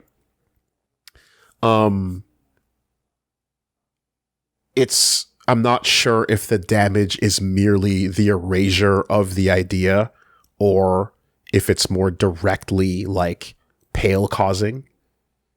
You know, is it a pale bomb in that it just creates the effect itself, or is it more it creates the loss of the idea? It creates the non-entity effect. Mm-hmm. I'm not sure if we got that information, but that's my reading on the value of the Harnankur. With that, I guess there's a question as to what the value of the girl's and the mystery of them meant to the other friends. Clearly it was real to Teresh, but if they were willing to sell him out at that point, right? Like, did they actually, like, how much of a true believer were they, through to the end? I mean, if you're going to ride in a car all the way up to the edge of the pale to the self-chiller, like, that's threatening your life for this case. Mm-hmm. So it's surprising to see that twist in a way. So, like, and then as we follow up now with the phone call, I'm also reminded of where we last see Ziggy taking off from that roof. Ziggy's in the pale on his own, right? Sets out. It says his corpse is found in a furnace, is where we last discovered him, or so years after. But clearly, Ignis is making reference to the fact that he has a body on his hands too, right? A dentist or so. So it seems as if Ziggy killed a dentist or something to that effect, and used a body double to fake his death as he went out into the pale. And with that, he used the absolute negation theme, which we then echo back to at the end there, which is interesting. Well, I'll get back to that in a second. Yeah, that came up a few times before. They would use the words. Yes. Yeah. To take off and literally ride the pale, much like, I guess, the pale riders that we learn about later, or the type of ship that can handle it. He has his own improvised a pale riding ship to set as destination 4,000 kilometers from the edge of all known Isolas and humanity, right? So he's able to withstand the pale and exist within it. And he, has concepts like the concept of communism talking to him. And he's setting a place for a location, right? There's a destination there. Now, when they go back to his flashback where he's talking to Doom, they make a reference to the idea that the A in the girl's name on the back of the card, when he flips it over, it's the A with the umlaut. Yeah. So is it that Doom is in fact Malin, right? Is it that Malin, who was tied to, who was the one that specifically had the relationship with Khan, who he was thinking of, is the one who he was afraid of hearing on the phone, is the one who, the brick that Ziggy threw was through her house because it was Carl Lund, her dad, that chased him. So they then escaped together. Ziggy faked his death, and they actually, is it possible that they actually continue to exist, but they live out in the pale? And he's flying towards them? Oh. See, that's the thing, right? It seemed to imply that this Doom person that he meets, like, once perhaps had the name Malin, is what maybe I'm just reading that all wrong, but they had a relationship, and the jealousy that was incoming was the idea that the girls rejected them and rejected him. They called Khan, and they were like, please stay away. Exactly, right? You're actually torturing us. And so I think they wanted not wanted. And I think they wanted to disappear into the pale, right? Now, as to whether they themselves somehow did not, like the linoleum salesman murder and such, it isn't clear what the reality was that occurred there. It seems as if the linoleum salesman was a compartmentalized personality within Derek Trentmuller. But what I'm not sure of is, did the girls actually survive, and they live in this destination deep in the pale where the world forgets them, and their murder case can basically be erased from all things, and the only people keeping their idea alive are these boys that did love them, that then grew up into men that were obsessed? Or did they actually die? But because Ziggy is in the Pale, he is able to contact people and no, is there a possibility that like that they don't exist in the Pale anymore because they're in a location that he knows and he's going to them or to Malin or Doom, and that's the reason why the Self-Chiller couldn't find them, is because he knows where they are in the memory of history and has isolated them from the Pale. You know, that's where it's unclear. So there's a connection between Ziggy and the girls, and the idea that Malin chose him over Khan.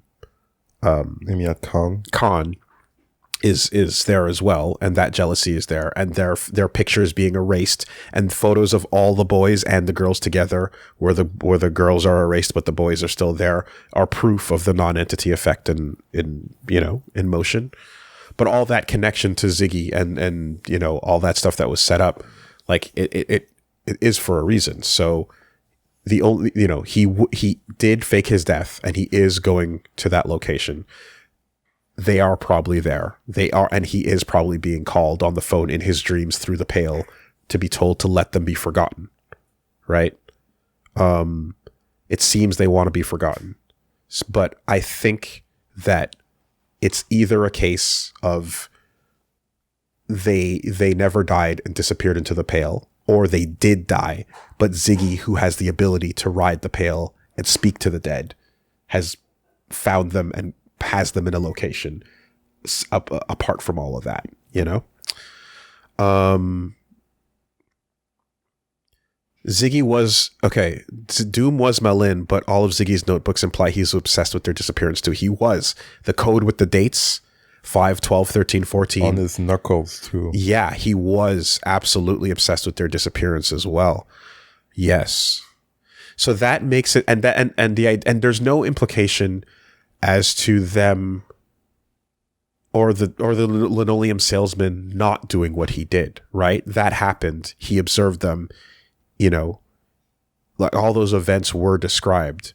So, yeah, it seems likely that, like, yeah, Ziggy is obsessed with them and able to access them in the Pale, but the others can't, you know, and the Self-Chiller searching for them and not seeing any results effectively confirms that essentially they're forgotten, you know, and Ziggy also being the one who sent the letter or forced little Ollie to write the letter to the mom, right? He forged the letter, but like he was behind that as well from years back, 4 years after they disappeared or so, right? So why would he have done that even? So yeah, I'm gonna theorize that his location of them in the Pale has also directly led to them being forgotten, you know, and that if he didn't intervene in that way or whatever he was doing, that memory perhaps wouldn't have faded as much as the others, you know. But like, there's a very distinct point they make where even their own mother is having a hard time recollecting the faces. Yeah. You know?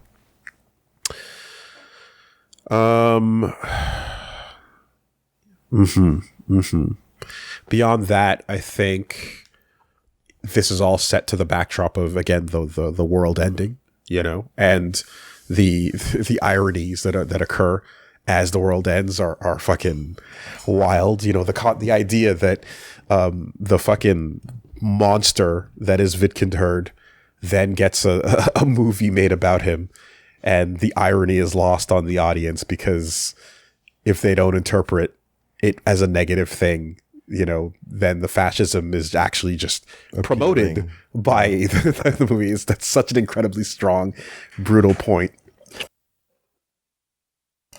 And then, of course, there's the idea that, like, hey, we're still promoting our books and talking about our jobs and what we're going to do for dinner tonight while war is happening right over there, and over there, and people are being wiped out by war and by the Pale, and revolutions are occurring, and but hey, you know, life continues on, right? The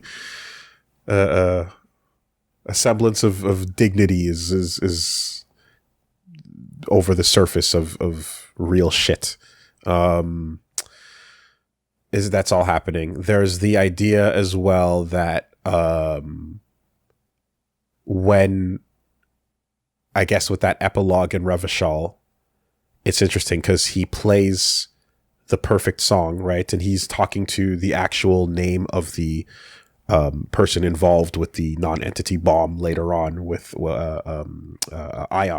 The mathematician? The mathematician, but he's actually performing a orchestral piece that musically, I guess, uses or resonates the words that created absolute negation, right? That theme of negation came up when Ion came to speak to him afterwards, right? And then he's talking about the brilliance of his piece and how he actually played the sound of the Pale at the audience, and he resonated with them in a way that they couldn't understand. They called it too complex, and that whole thing of him getting drunk, you know?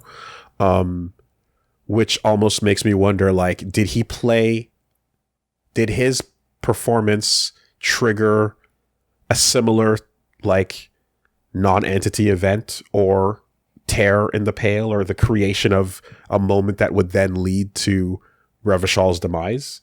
You know, was that a key moment as well? Because obviously, like, that entire place gets you know, nuked by the Ambrosius, who is the kid with Ion, right? His own son is right there. So perhaps that, you know, that's where the Ambrosius name came. Ambrosius is Saint Miro, the current innocence who nukes Revachol, and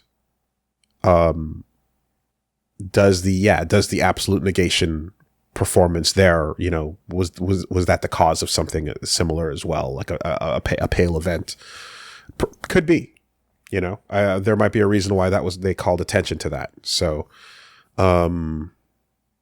yeah. So there's the, you know, the A plot is essentially, you know, the memory of the girls is being erased, but perhaps they're out there and don't want to be found or don't want to be remembered, and the investigation is not what they want from beyond the Pale, but Ziggy knows where they are and is going to them.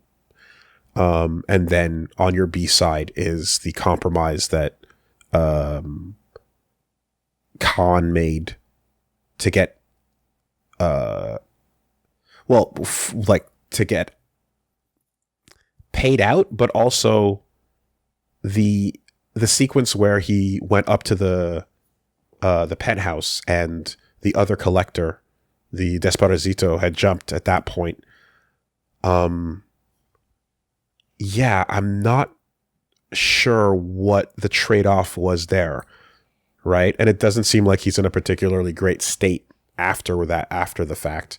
Jesper seemed to have gotten paid out, and, you know, is destroying his identity as well in that scene where he sets the car on fire and such.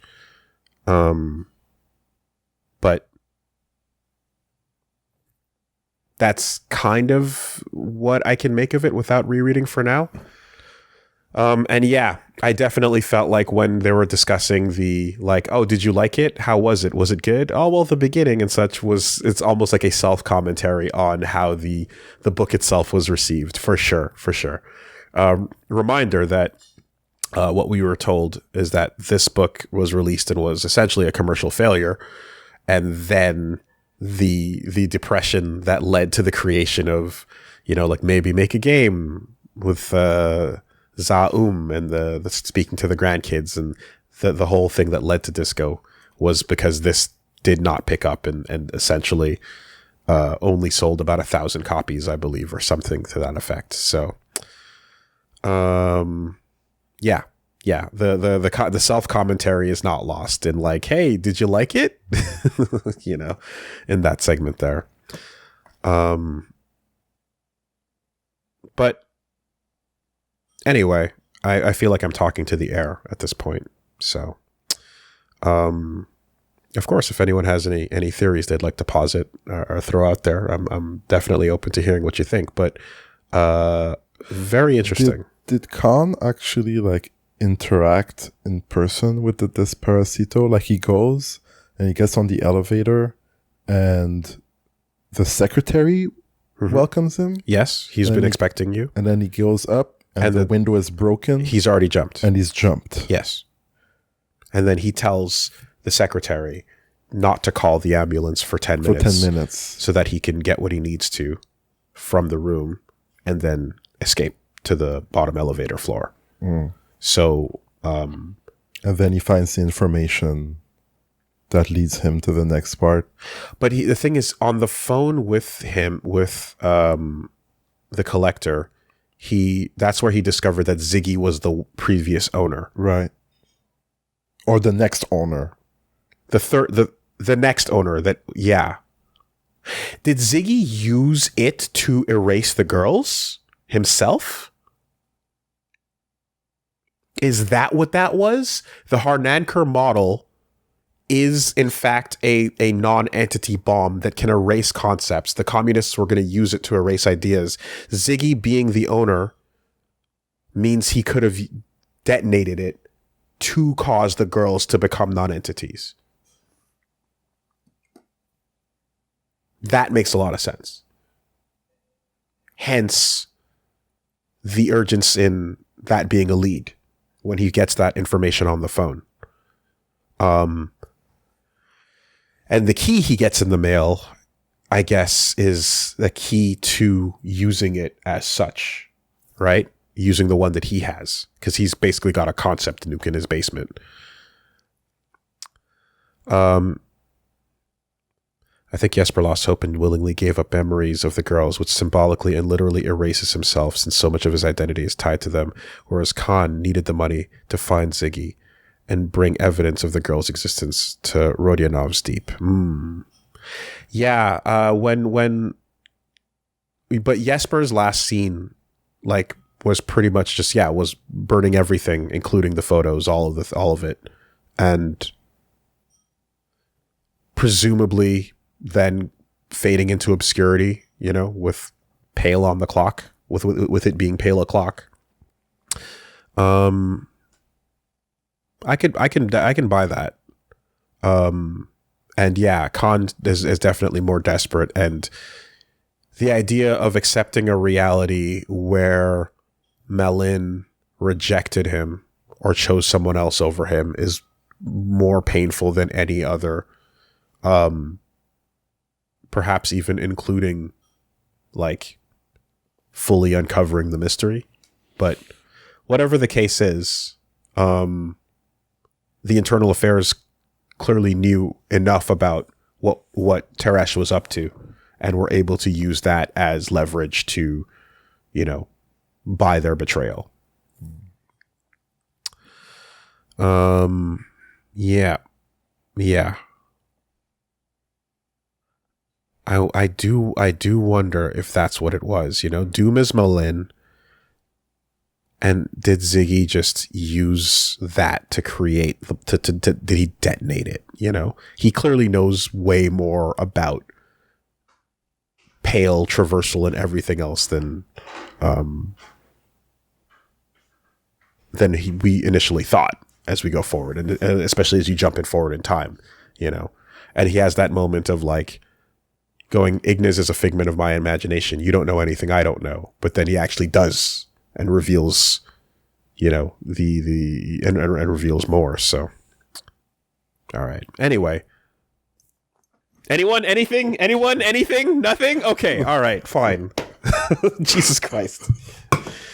There we go. All right. I am, like I said, walking beside you, and I'm trying to piece it together live, but yeah, it's fine. You need a moment sometimes. There's a lot of vagueness, no? For sure. All right. Honestly, what I want to do is go through it again. I'm wondering if it's the same for anyone else here, but yeah, that's kind of the gist. That's kind of the gist. And yeah, man, you know, as it's going through everything and just, you know, satirizing and taking the piss out of the concept of the moral intern and out of the fascist movements and everything marching, and, you know, the idea of just ignoring the impending doom for continued business and such, you just get that idea of like, and then here's communism in its truest form, like, then exacerbated to like a body count, which is wild. 12,000, you know, on polls, and the callousness and everything about that. Yeah. And then it always, again, comes back to dialectical materialism, which, you know, for if you haven't heard the term, dialectical materialism is the transition that Marx and Engels dictate as it's a thought, a manner of transitioning capitalism into socialism, right? It's the means by how one transitions into the other, and it's the deepest. It's a word that comes out in the deepest of deep communism discussion. You know, like when you're fully in there. And then the idea here that it's like the transition from there into nihilism being razor thin is it's scathing. It's so self-scathing. Oh man, yeah. All right, Kurvitz.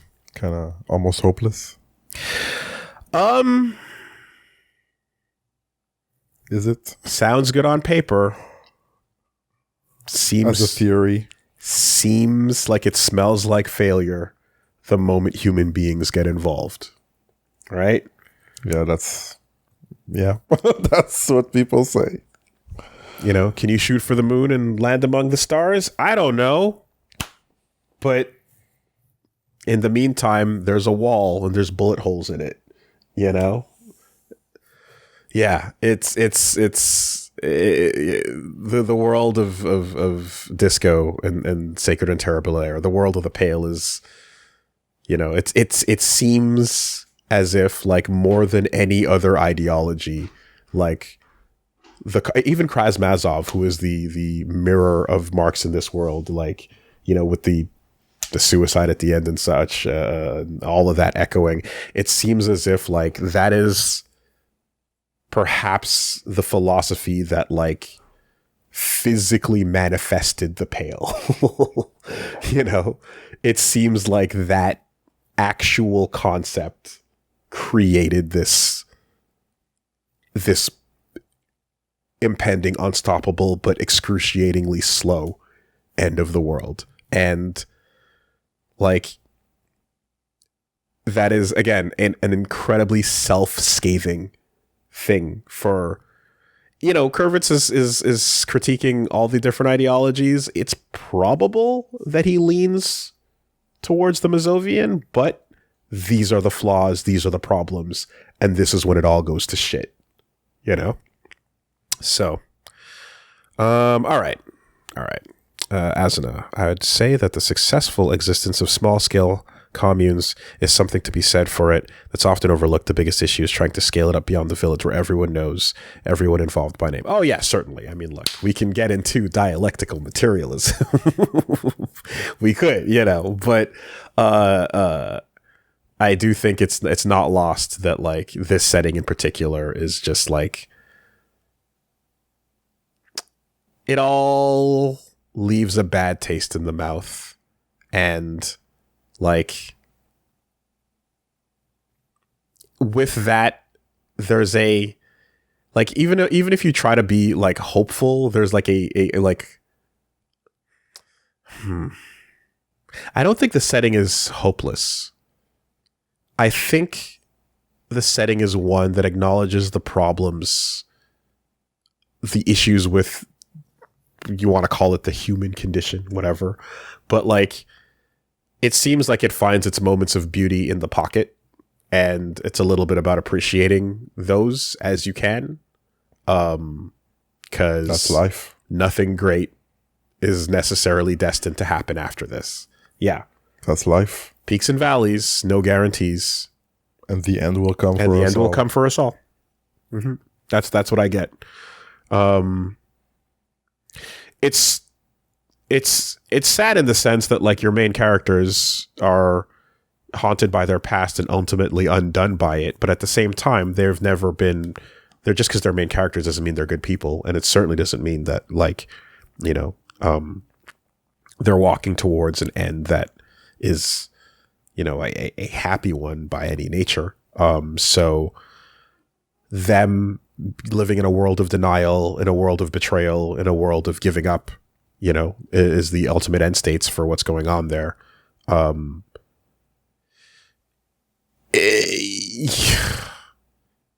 The only beautiful moments are the ones in their memories back on the beach when they were ODing as children with the drugs. Remember the good times? Drunk on cherry wine and popping... When time stopped. Popping speed. Chemical marriage. Those were the good times. Yeah. And then time stopped. Always chasing that dragon. Yeah. All right. Thank you. Thank you, Zaum and Kurvitz and you for tuning in and checking this out. I do appreciate this as its own tale and the mood that it adds to, again, not just to the world of disco, but as the creation of the ideas and then seeing how they echoed some of those concepts forward and such. It fucking rules, and we're never going to see it again. So pour one out.